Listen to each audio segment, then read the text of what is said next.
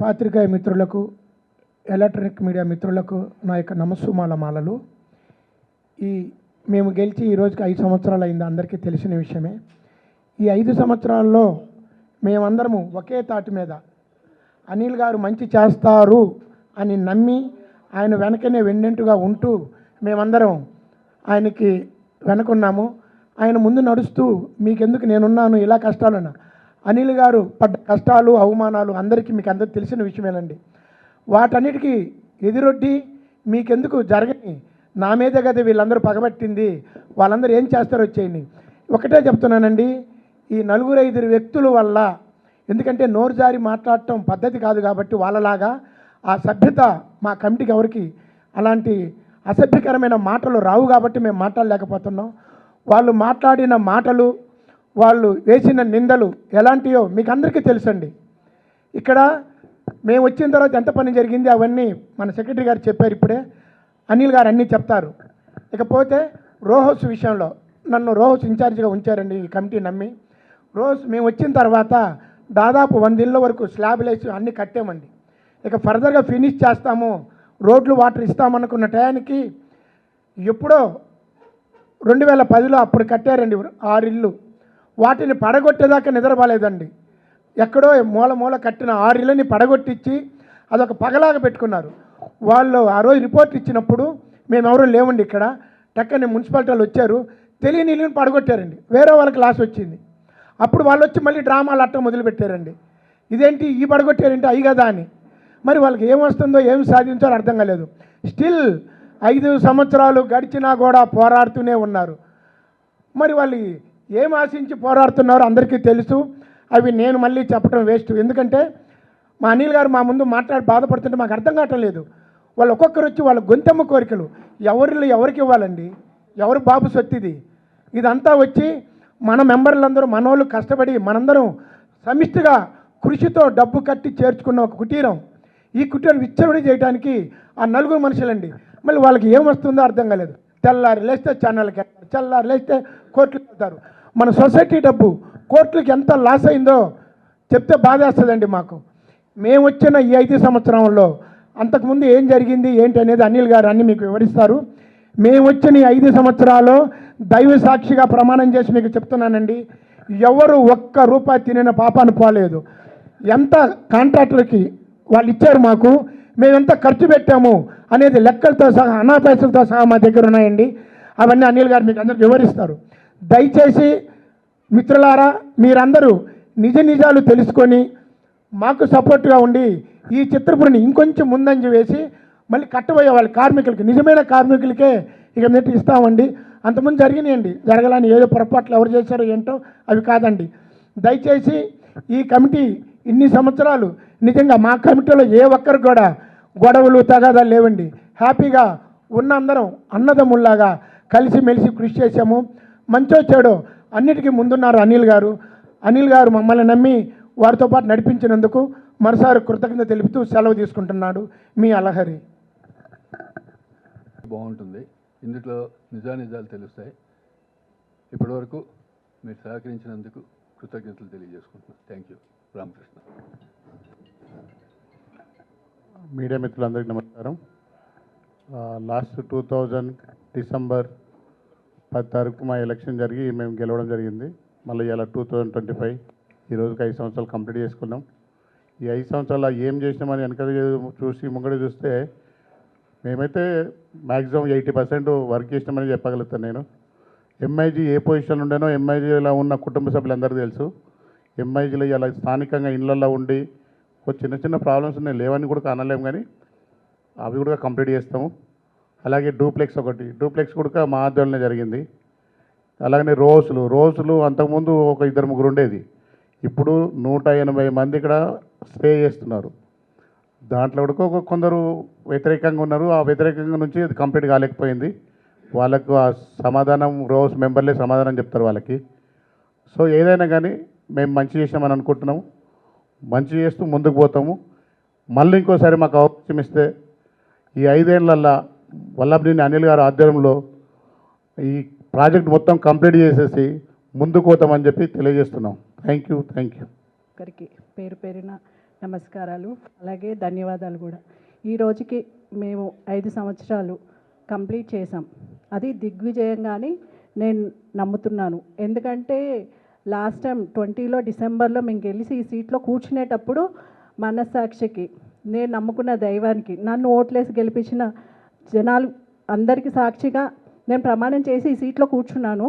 ఈ 5 సంవత్సరాలు ఏ తప్పులు చేయకుండా ముందుకు సాగాం.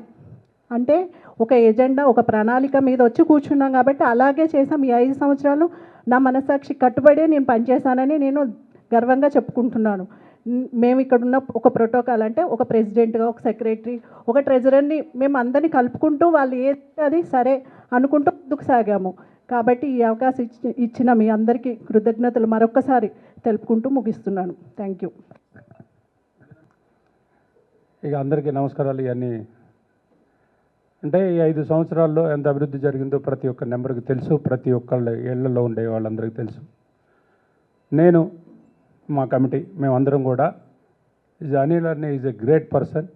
ఎందుకు చెప్తున్నానంటే మన చిత్రపూరి కాలనీని ఆసియాలోనే నెంబర్ 1గా తీర్చిదిద్దాలనే ఆయన సంకల్పం, ఆ సంకల్పంలో మేము కూడా ఆయనకు తోడుగా ఉన్నందుకు మా అదృష్టంగా భావిస్తున్నాం. ఇక 5 సంవత్సరాల అభివృద్ధి కేసులు ఇవన్నీ పటాపంచలు అయిపోయినాయి. దయచేసి మా అందరూ ఇక 4-5 రోజుల నుంచి పేపర్లో వచ్చాయని మీ అందరికి కూడా తెలుసు. ఎంక్వైరీ జరిగింది, దాని మీద ఏం జరిగింది, ఎవరెవరు అభియోగాలు ఎలా చేస్తే గవర్నమెంట్ ఎలా యాక్షన్ తీసుకుందని మీకు తెలుసు. వాటి వివరాలన్నీ కూడా మీ ముందర మా ప్రెసిడెంట్ గారు అంటి పెడతారు. ఫర్దర్గా కూడా అంటే ప్రతి ఒక్కళ్ళ నమ్మకం అనిల్ అని ఉంటేనే ఈ ప్రాజెక్టు చేయగలుగుతాడు అనేది అందరికీ తెలిసిన విషయమే. ఇది మళ్ళీ మేము కొత్తగా మా గురించి మేము చెప్పుకోవాల్సిన అవసరం లేదు. ఎనీహో అంతా మంచి జరగాలని ఆయన నమ్ముకున్న కనకదుర్గంలో సాక్షిగా, శివుడు సాక్షిగా, వీళ్ళందరి సాక్షిగా ఈ చిత్రపూడి కాలనీని మా కమిటీ డెవలప్ చేసి ముందరికి తీసుకెళ్తామని మీ అందరి సాక్షిగా తెలియపరుస్తూ, నాకు ఈ మధ్యనే నాకు అవకాశం వచ్చింది, అవకాశం కల్పించిన మా ప్రెసిడెంట్ గారికి, కమిటీ వారి అందరికీ కూడా నా కృతజ్ఞతలు తెలుపుతూ ఫర్దర్గా ఇక భగవంతుడు ఏ నిర్ణయం తీసుకుంటే ఆ నిర్ణయానికి మేమందరం కట్టుబడి ఉంటామని చెప్పి మనస్ఫూర్తిగా తెలియజేసుకుంటూ ఓం నమః శివాయ. మేము ఈ 5 సంవత్సరాలు గెలిచి ఎవరు ఏది అనుకున్నా సరే మేమైతే చాలా పనులు చేసాము. ఎంఐజీలో అసలు ఎవరు రాని పరిస్థితులు, అక్కడ కరెంటు లేదు, ఏం లేదు. దానికి అంత చక్కగా ఈరోజు అందరూ జనాలు వచ్చి అక్కడ వచ్చేటట్టుగా కష్టపడి మేము పని చేసాము. ఇంకా కొంచెం పని ఉంది, ఆ పని కూడా మా ప్రెసిడెంట్ గారి ఆధ్వర్యంలో మేము చేస్తాము. మేము ఈరోజు మా అనిల్ గారిని పొగడటం అని కాదండి, మా అందరి మనసాక్షికి తెలుసు, ఆయనకు తెలుసు, జనాలకు కూడా తెలుసు. అలాంటి వ్యక్తి అనేది ఈ సొసైటీకి అవసరం. ఆయన ఎంత కష్టపడి, ఎంతమంది ఎన్ని రాళ్ళు వేసినా కూడా ఎంత ఓపికతో ముందు వెళ్తున్నాడు. ఎంత ఇచ్చేసినా శత్రువులందరూ ఎవరండి 2 సార్లు జైలుకి పంపించటము, జైలుకి వెళ్ళి ఆయన వచ్చి కూడా ఆయన ఫ్యామిలీలో ఆయన ఇంత కష్టపడి ఈ సొసైటీ గురించి ఇంత ఇచ్చేస్తున్నాడు. ఆయనకు నిజంగా చేతులెత్తి దండం పెట్టాలి. మాకంటే చిన్నోడు, మేము దండం పెట్టకూడదు. ఆ తల్లి కనకదుర్గమ్మ తల్లి ఆయనకు చల్లగా చూడాలి. ఆయన మంచి మనిషి కాబట్టి మేము ఈ 5 సంవత్సరాలు పూర్తి చేశాము. ఇంకా మాకు అవకాశం జనాలందరూ ఇస్తారు. ఇంకా ఈ 5 సంవత్సరాలు కూడా మేము ఉండి మేము ఈ పనులన్నీ చేయాలని మేము మనస్ఫూర్తిగా కోరుకుంటున్నామండి. Thank you. పాత్రికేయ మిత్రులందరికీ పేరు పేరున నమస్కారాలు. యాక్చువల్లీ ఈరోజు డిసెంబర్ 10వ తేదీ మీ అందరికీ కూడా తెలుసు. 2020 డిసెంబర్ 10 అంటే ఇక్కడ చాలా కన్నుల పండగగా పెద్ద ఎత్తున హేమీల మధ్యలో ఇక్కడ ఎలక్షన్ జరిగిన విషయం కూడా మీ అందరికీ కూడా తెలుసు. ఏది ఏమైనా తెలుగు సినీ workers cooperative housing society limited doctor M Prabhakar Reddy Chitrapuri colony యొక్క పాలక వర్గాన్ని 2020 డిసెంబర్ 10వ తేదీన సాయంత్రం సభ్యులందరి యొక్క ఆమోదంతో ఈ వేదిక మీద ఉన్న మా 11 మందిని ఎన్నుకోవడం జరిగింది. ఆ రోజు ఆ డిసెంబర్ 10వ తేదీ అర్ధరాత్రి రిజల్ట్ వచ్చింది. ఆ రోజు గెలిచామని ఆనందం, ఎందుకంటే నాకు మొత్తం కూడా తెలుసు కాబట్టి. ఆ రోజు పోటీ కూడా మీకు తెలుసు. హేమీలు అందరూ ఇండస్ట్రీ పెద్దలు, చాలా అతిరథ మహారథులు అందరూ కూడా చిత్రపూరి కాలనీలో పోటీ చేశారు. కానీ అందరినీ కూడా కాదని సభ్యులందరూ కూడా, చిత్రపూర్లో ఉన్న సభ్యులందరూ కూడా ఈ వల్లభని అనిల్ కుమార్, వినోద్ బాల ప్యానల్ని ఆశీర్వదించి మా 11 మందిని కూడా గెలిపించడం జరిగింది. ఆ రోజే ఒక సవాల్ అనుకున్నాము. ఎందుకంటే అప్పటికే చిత్రపూర్ కాలనీ ఎన్నో ఒడిదుడుకు ఎదుర్కొంటూ ఉంది. ఒక పక్క మెయిన్గా ప్రాబ్లం అక్కడ చిత్రపూర్ కాలనీ గతంలో తీసుకున్న లోను కట్టలేక ఎన్పి అయిన విషయం మీ అందరికీ కూడా తెలుసు. అప్పటికే అకౌంట్లో డబ్బు పడితే ప్రతి ఫ్రైడే బ్యాంక్ వాళ్ళు తీసుకోవడం జరుగుతూ ఉండేది. అటువంటి బాగా క్రిటికల్ టైం కూడా మేము ఎదుర్కొంటూ, ఆ తర్వాత మా ముందున్న లక్ష్యాలు చాలా ఉన్నాయి. ఇటు ఎంఐజీ గత కొంతకాలంగా ఎంతో అభివృద్ధి జరగక అసలు ఎంఐజీ కంప్లీట్ అవుతుందా లేదా అనేది ముఖ్యంగా ఎంఐజీ సభ్యులు 1176 మంది సభ్యులు కూడా ఒక కమిటీగా ఏర్పడి ఉద్యమాలు కూడా చేసిన విషయం కూడా మీ అందరికీ కూడా తెలుసు. తర్వాత డూప్లెక్స్, రో హౌస్, ఇంకా మిగతా అదర్ డెవలప్మెంట్ విషయాలు కూడా చాలా ఉన్నాయి. అంతిమంగా ఆ రోజు ఒకటే ఛాలెంజ్గా తీసుకున్నాం. ఏది ఏమైనా డే 1 నుంచి కూడా మాకు తెలుసు కాబట్టి ఇది మనమే అభివృద్ధి చేయగలము, మనమే దీనికి న్యాయం చేయాలనే ఒక సంకల్పంతో, ఒక పట్టుదలతో ఆ రోజు ఎలక్షన్లో గెలవడం జరిగింది. వారి సభ్యులు ఏదైతే నమ్మకాన్ని ఉంచారో ఆ నమ్మకం ప్రకారం పనిచేద్దామని డే 1 నుంచే సామర్థ్యంతో పనిచేసుకుంటా ముందుకెళ్ళాం.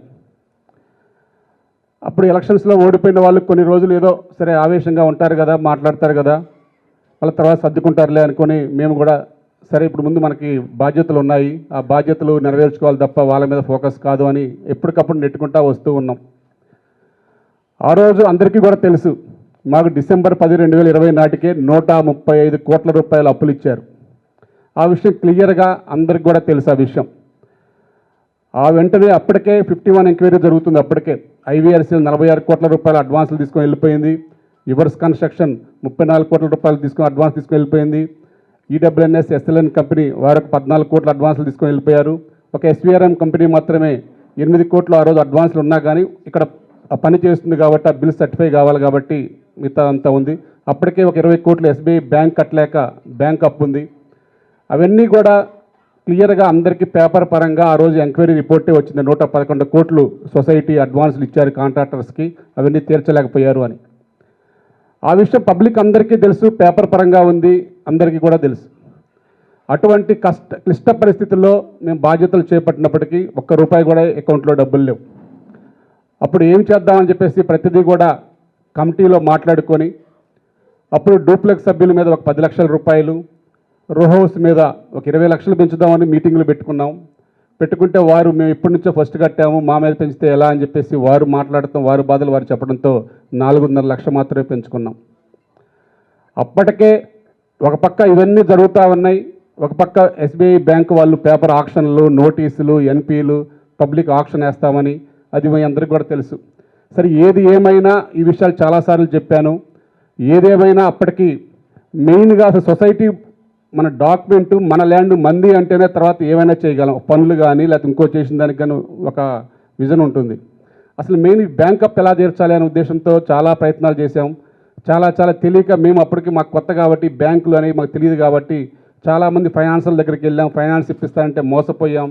చాలా జరిగాయి. ఒక 6 నెలలు ఇట్లాగే వాళ్ళు ఇప్పిస్తామంటే వాళ్ళ దగ్గరికి వెళ్ళాం, వీళ్ళు ఇప్పిస్తామంటే వాళ్ళ దగ్గరికి వెళ్ళి ఎలా అయినా సరే అప్పు తీర్చాలి అనే ఉద్దేశంతో ప్రయత్నాలు చేశాం. అప్పటికి అందరికీ తెలుసు. ఇక లాస్ట్కి ఒక ఎన్పీ అయిన సొసైటీకి ఏ బ్యాంకు ఎవరు, ఆర్బీఐ అప్రూవల్ ఎవరు అన్నప్పుడు మళ్ళా మన సొసైటీకి ఎలా తీసుకోవాలనే ఉద్దేశంతో జల్లబాడీ పెట్టాం.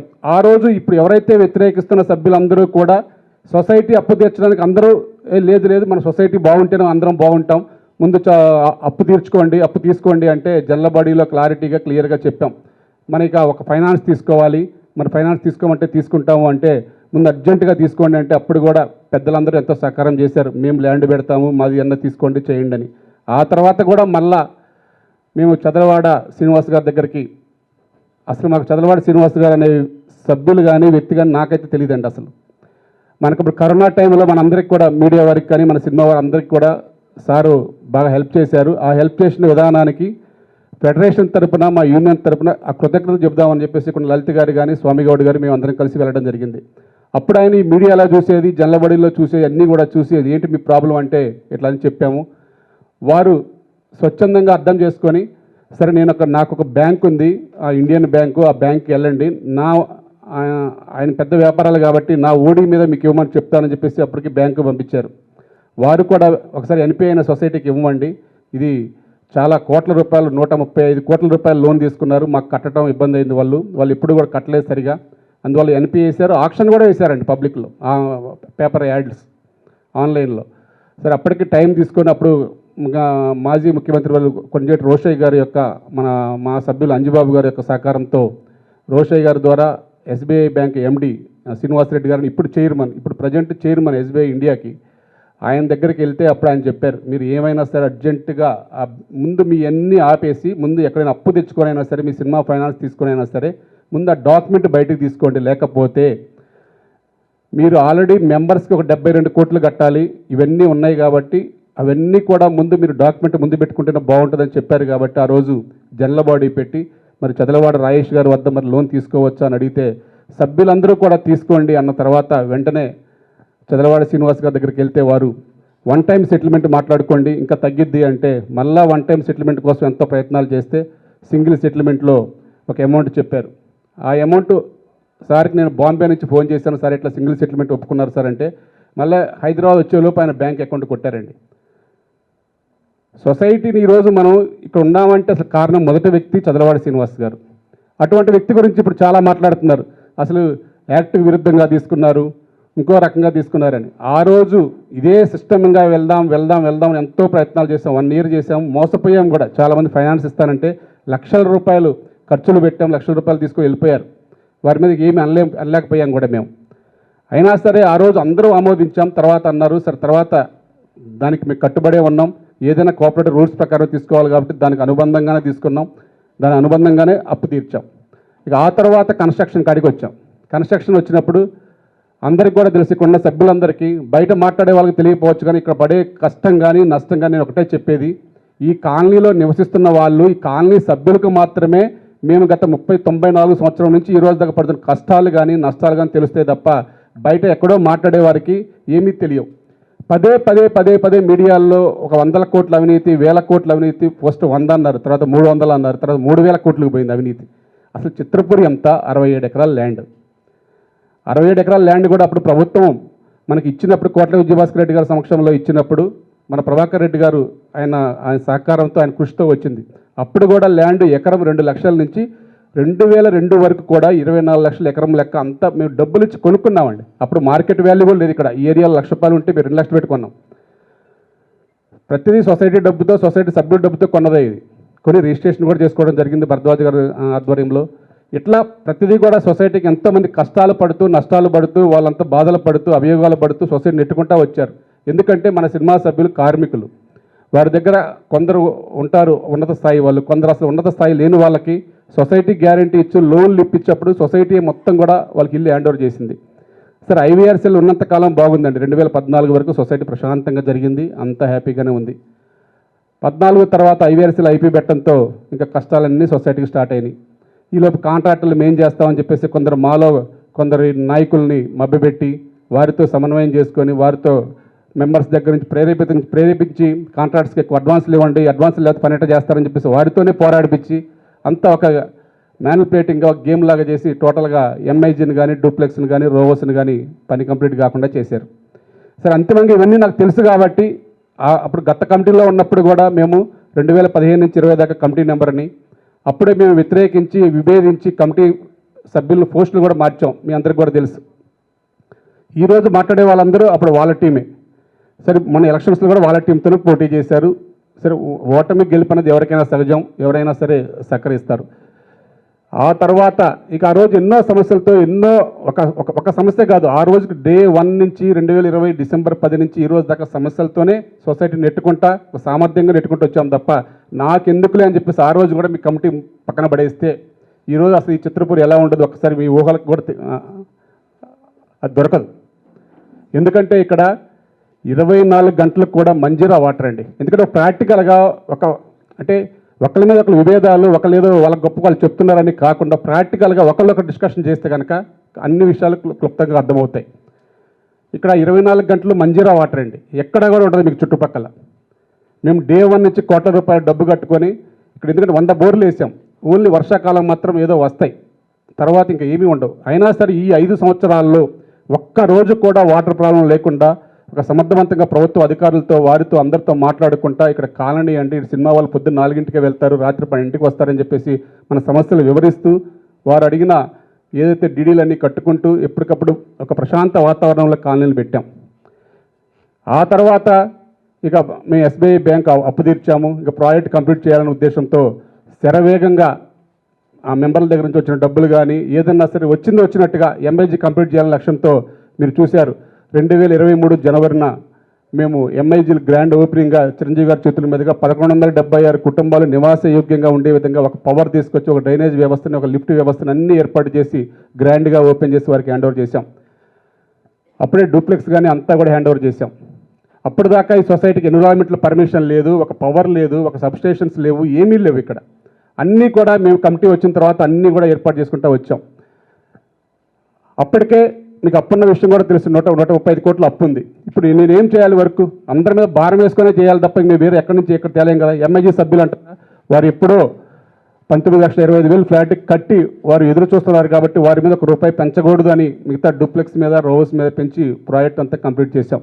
ఇక 2023 జనవరిలో మీ అందరికీ కూడా తెలుసు, అప్పటికే ఈ కమిటీ చాలా స్పీడ్గా 1 ఇయర్లోనే 2021 డిసెంబర్ దాకా ఈ లోన్ తీర్చుకోవటం, ప్రాజెక్ట్ చిన్నగా కంప్లీట్ చేసుకోవటం, ఈ 51 ఎంక్వైరీ ఎప్పుడున్న కాంట్రాక్ట్లు అడ్వాన్సులు తీసుకెళ్ళిపోయిన వాళ్ళ మీద 51 ఎంక్వైరీ సహకరించడం అవన్నీ చేసుకుంటూ వచ్చాం.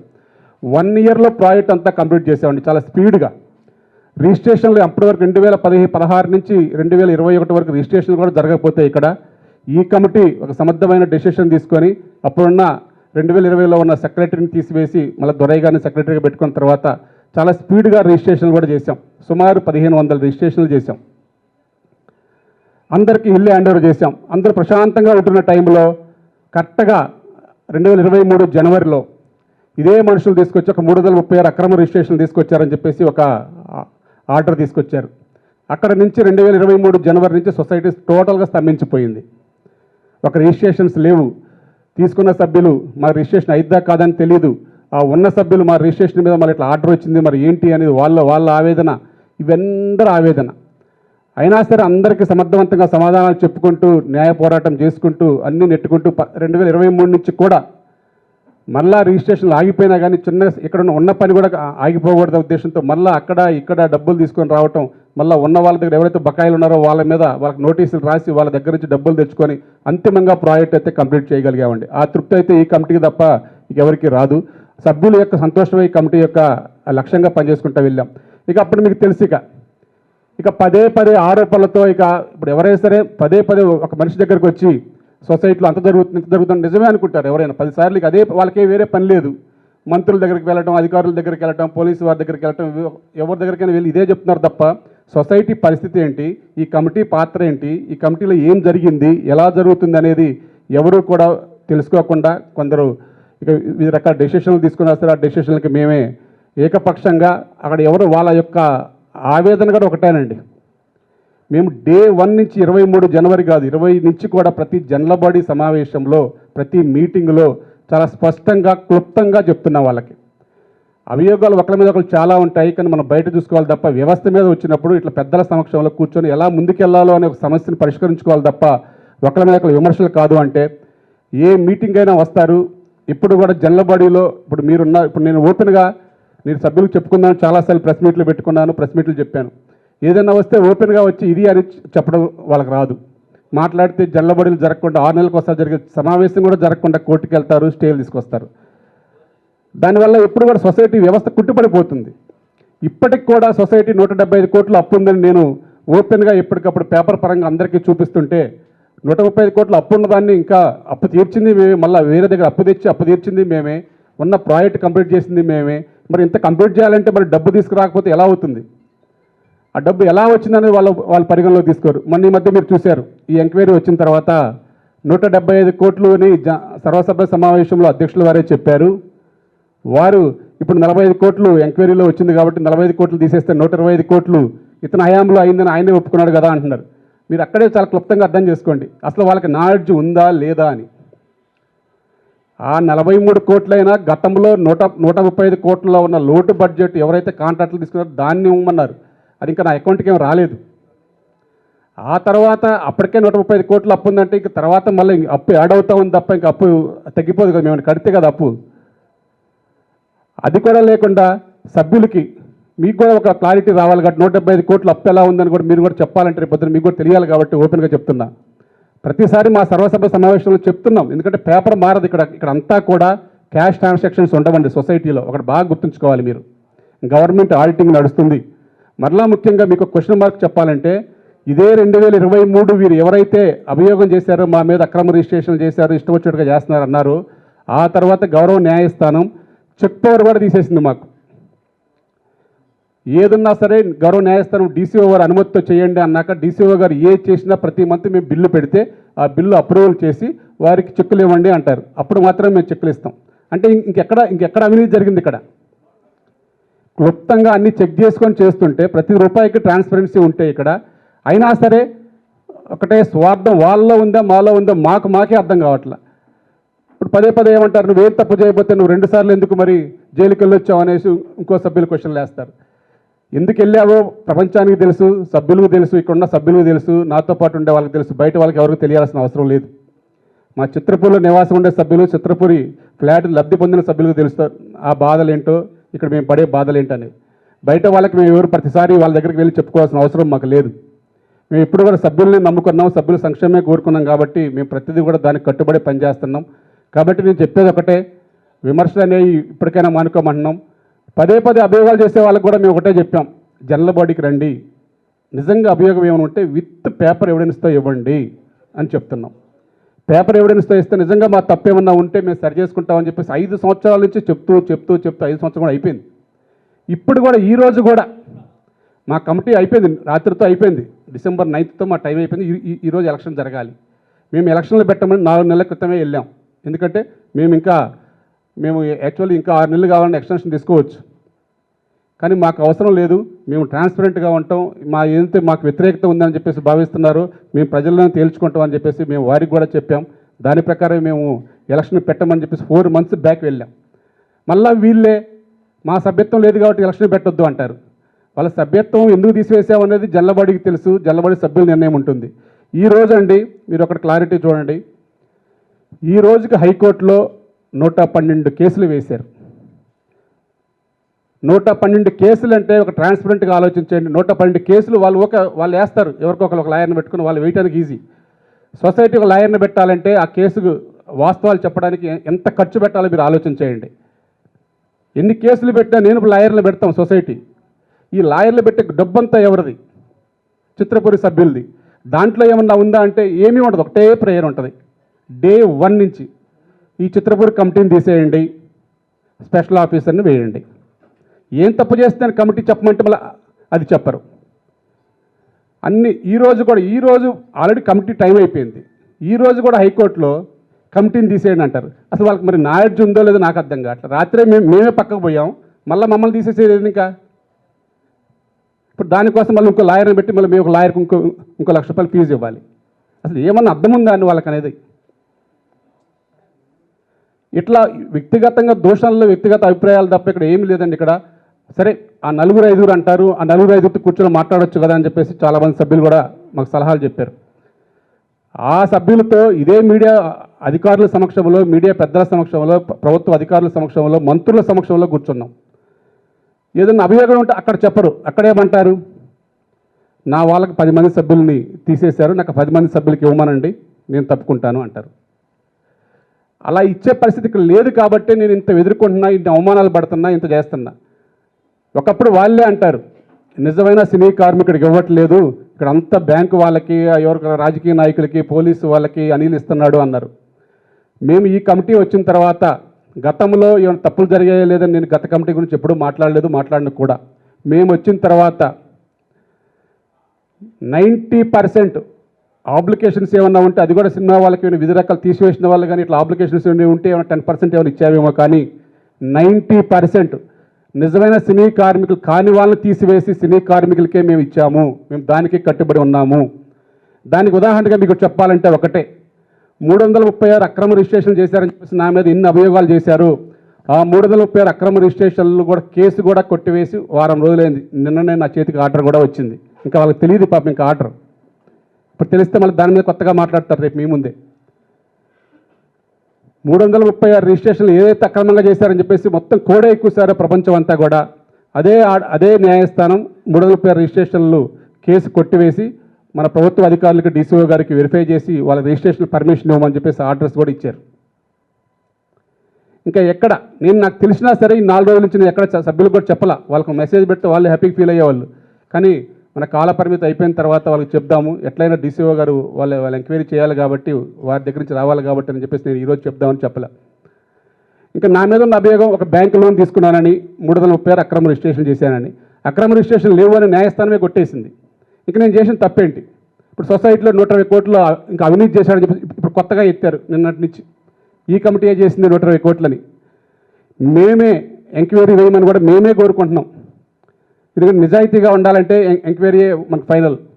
ఎంక్వైరీ రిపోర్ట్ చేస్తే క్లియర్గా అర్థమవుతుంది. మీకు గతంలో కాంట్రాక్ట్కి అడ్వాన్స్ ఇచ్చారు, ఇప్పుడు మేము గతంలో ఉన్న లాగా కాదు. ఇప్పుడు కాంట్రాక్ట్కి మేము సొసైటీ నుంచి డబ్బు ఇవ్వాలి. ఇప్పుడు చేసిన పనికి డబ్బు ఇవ్వక పనులు ఆగిపోతున్నాయి. ఇక్కడ ఇంత కష్టపడుతూ పనిచేస్తున్నా కానీ, ఇన్ని నిందలు పడ్డా కానీ చేసేది ఒకటే, చిత్రపూర్ లక్ష్యంగా పనిచేస్తున్నాం, చిత్రపూర్ అభివృద్ధి కోసం పనిచేస్తున్నాం, చిత్రపూర్ సంక్షేమం కోసం.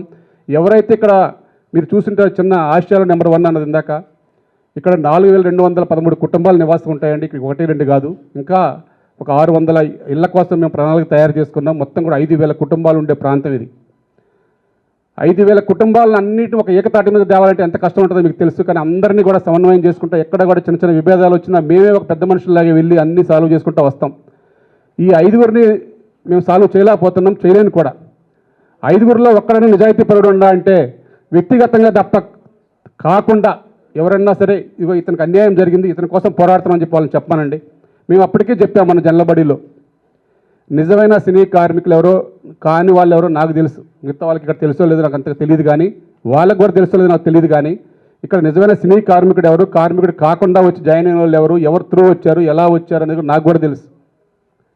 కాబట్టి నేను ఈజీగా వాళ్ళు ఐడెంటిఫై చేయగలను. కాబట్టి వారందరినీ తీసివేసి నిజమైన సినీ కార్మికులు ఇప్పుడు ఉన్న అందరికీ కూడా, ఇప్పుడు మన ఫౌండర్ ప్రభాకర్ రెడ్డి గారు ఉన్నారండి. ప్రభాకర్ రెడ్డి గారికి ఆయన చనిపోయారు, వాళ్ళ ఫ్యామిలీ మొన్నటి వరకు రాలేదు, తర్వాత వచ్చారు. వారికి కూడా ఇల్లు లేదు ఈరోజు దాకా. వారికి ఇల్లు కేటాయించాం. ఒక సినీ కార్మికుడు కాని వాళ్ళు ఇల్లు తీసేసి వారికి కేటాయించాం. అది కూడా తప్పంటారు. ఇప్పుడు ఆ ఇల్లు నేను ఎవరికైనా బయట వాళ్ళకి ఏమైనా ఇస్తే అనుకోవాలి. తర్వాత గిరిబాబు గారికి కానీ వాళ్ళ ఫ్యామిలీకి కానీ, ఇట్లా ఉమాయున్ గారికి కానీ, ఇట్లా ఇప్పుడు సుద్దాల అశోక్ తేజ గారు ఆయన సినిమా అతనే కదా, ఆయనకు కానీ, ఇట్లా మన సింగర్ మను గారికి కానీ, ఇటువంటి వాళ్ళకి ఇస్తున్నా కానీ వాళ్ళు మా ఫ్లాట్ తీసేయొద్దు, వేరే వాళ్ళ ఫ్లాట్లు తీసేయంటారు. మరి ఇది ఎక్కడ న్యాయం అర్థం? ఇప్పుడు వాళ్ళు ఒకటే సిద్ధాంతం మీద పోరాడాలి. ఎవరు పోరాడినా ఒక సిద్ధాంతం ఉండాలి. నిజమైన సినీ కార్మికుడు కాని వాళ్ళని తీసేయండి అని వాళ్ళే కొట్లాడుతున్నారు. కార్మికుడు కాని వాళ్ళని తీసివేసి నిజమైన సినీ కార్మికుడికి ఇస్తుంటే నా ఫ్లాట్ తీసేయొద్దు, వేరే వాళ్ళ ఫ్లాట్ తీసేయండి అంటారు మళ్ళీ వాళ్ళే. మళ్ళీ అదే తీసివేసిన సభ్యులందరినీ కూడా ఏకం చేసుకొని ఈరోజు న్యాయస్థానాల చుట్టూ వాళ్ళ దగ్గర డబ్బులు వసూలు చేసుకొని చుట్టూ తిరుగుతూ ఉన్నారు. నేను అంతిమంగా ఒకటే చెప్పేది, 5 సంవత్సరాలు పోరాడారు. ఇప్పటికైనా సరే మీ దగ్గర ఏమన్నా ఉంటే పెద్దల సమక్షంలో కూర్చోండి, సొసైటీ అభివృద్ధి కోసం సహకరించమని కోరుతాను తప్ప నేను ఏమీ వాళ్ళ గురించి ఒక విమర్శ కూడా చేయలేదు. ఈరోజు మాత్రం వాస్తవంగా ఓపెన్గా చెబుదాం అనుకున్నా. ఎవరైతే అభియోగాలు చేసే వాళ్ళకి నేను మొన్న జనలబడి కూడా ఛాన్స్ ఇచ్చాను, వచ్చి మీ వివరణ చెప్పుకోండి, మీ ఎక్స్ప్లెనేషన్ చెప్పుకోండి, చెప్పుకుంటే సభ్యులు కనుక వాళ్ళు ఉపేక్షిస్తే మీ సభ్యత్వాలు తీసివేయమని. సరే, సభ్యత్వాలు రేపు న్యాయస్థానంలో రావచ్చు, పోటీ చేయొచ్చు. వాళ్ళు నేను పోటీ చేయడం గురించి మాట్లాడలేదు. వాళ్ళు రావాలని అనుకుంటాం, పోటీ ఉంటేనే మేము కూడా బాగుంటుందని అనుకుంటాం. కానీ సిస్టమ్ ప్రకారం చేయాలి కాబట్టి ఇలా ఒక కంట్రోల్ లేకపోతే ఎవరు నచ్చినట్టు వాళ్ళు చేస్తారు కాబట్టి అనేది మేము వాళ్ళ సభ్యత్వాలు జనలబడిలో పెట్టి తీసివేశాం. రేపు న్యాయస్థానం ద్వారా వస్తే వాళ్ళు కూడా పోటీకి అర్హులే, మేము దాన్ని స్వాగతిస్తాం. కానీ ఒకటే చెప్పేది, ఇప్పటికైనా సరే ఎవరైతే ఉన్నారో 4 పేర్లు కూడా ఒకటే చెప్తున్నా. మద్దినేని రమేష్ గురించి నేను ఎప్పుడు కూడా ఒకటే చెప్పాను, ఆయనకి ఒక రోస్ అలాట్ అయిన మాట వాస్తవం, రోస్ నెంబర్ 57. ఆ తర్వాత ఆయన సినిమా ఆర్థిక కష్టాలతో ఆ ఇల్లు గత అధ్యక్షుల వారికి ఇచ్చేసి వేరే ఈడబ్ల్యూఎస్ ఫ్లాట్ తీసుకున్నాడు, E5104. ఆ తర్వాత అది కూడా అఫీషియల్గా 5 మెన్ కమిటీ అలాట్మెంట్ చేసింది, నేను చేయలేదు, ఇంకో కమిటీ వాళ్ళు చేయలేదు. అయినా సరే అవన్నీ కూడా పక్కన పెట్టేసి ఆయన ఒక డైరెక్టర్స్ యూనియన్ ద్వారా ఒక 15 మంది సభ్యులను ఇక్కడ యూనియన్లో చేర్పిస్తే వారందరినీ కూడా తీసివేయడం జరిగింది. మేము తీసేయలేదండి, మళ్ళీ నేను తీసేసి అనుకుంటారు. గతంలో దాసరి నారాయణరావు గారు చైర్మన్గా డైరెక్టర్స్ యూనియన్లో ఒక కమిటీ వేసి మా కార్డు ద్వారా చిత్రపూర్లో డైరెక్టర్స్ యూనియన్ కార్డులు ఇచ్చి అప్పుడు ఆయన సెక్రటరీ, డైరెక్టర్స్ యూనియన్లో జనరల్ సెక్రటరీగా ఉన్నారు కాబట్టి అక్కడ కార్డులు ఇచ్చేసి చిత్రపూర్లో సభ్యులుగా జాయిన్ చేశాడని చెప్పేసి వారు నిర్ధారణ చేసిన తర్వాత వారు తీసివేయమని డీసీఓ గారికి వాళ్ళకి లెటర్లు పెట్టడం జరిగింది.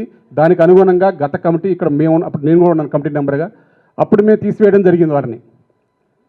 ఇప్పుడు ఆయన ఒకటే ప్రేయర్, నా సభ్యుడు ఎవరైనా సరే మొత్తం ఎవరైతే తీసేస్తారో వాళ్ళందరికీ పెట్టండి, 4 రోజులు 4 డూప్లెక్స్లు పెట్టండి అని తప్ప వ్యక్తిగతంగా మరి ఆయన ఏం పోరాడుతున్నాడో ఒక రోజున మీకు ఏమైనా విజన్ డాక్యుమెంట్ ఇచ్చాడా? ఇంకోటి చెప్తారు, ఒక పెద్ద బుక్ పెట్టుకుంటారు ఎక్కడికి పోయినా. 2005లో అనిల్ పేరుంది, 2010లో అలహరి గారి పేరుంది, 2015లో లలిత్ గారి పేరుంది. ఇవన్నీ మార్పింగ్ జరిగాయి, ఇప్పుడంతా అస్తవ్యస్తంగా ఉంది అంటారు. నేను వచ్చింది 2020, నా ఓటర్ లిస్టు 2020 ఓటర్ లిస్టు, నాకు ఇచ్చిన రికార్డ్స్. నా రికార్డ్స్ పరంగా నేను పనిచేస్తానా? 2005 ఓటర్ లిస్టులు, 2005లో మెంబర్లు ఎవరు, 10లో ఎవరు అనేది నేను చూసుకుంటానా?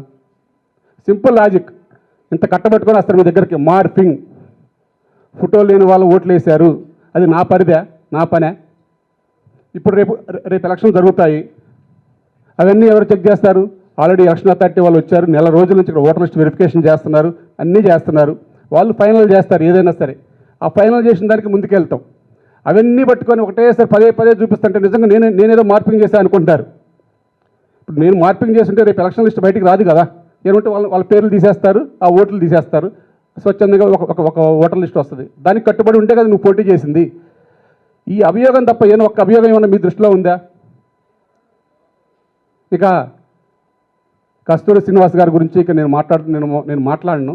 ఎందుకంటే ఇప్పుడు ఏది మాట్లాడినా ఎలా ఉంటుందంటే వారి గురించి నేను మాట్లాడితే నన్ను బెదిరించారు అని మళ్ళా నేను ఒక బెయిల్ మీద ఉన్నాను కాబట్టి వారి కేసులో వాళ్ళు అది కూడా ఏ చిన్న సందు దొరికినా వదిలిపెట్టట్లేరు అన్నమాట నా విషయంలో. కాబట్టి వారి గురించి నేను మాట్లాడి మీ అందరికీ కూడా తెలుసు. వారికి ఆల్రెడీ ఫ్లాట్ ఉంది ఇక్కడ, వాళ్ళు ఆల్రెడీ ఇక్కడ లబ్ధి పొందారు. మరి సొసైటీ గురించి మరి ఆయనకి ఏముందో నాకు తెలియదు. ఒక 4 కోసం పోరాడా అని చెప్పేసి గతంలో చెప్పారు. 4 సభ్యులకు కూడా మేము ఫ్లాట్లు ఇచ్చాము, అందరికీ ఇచ్చాము. ఇప్పుడు ఎవరైనా సరే మేము అంతిమంగా ఒకటే చెప్తున్నాం, ఆయన సిద్ధాంతమే ఇది, సత్యమేవ జయతే అని.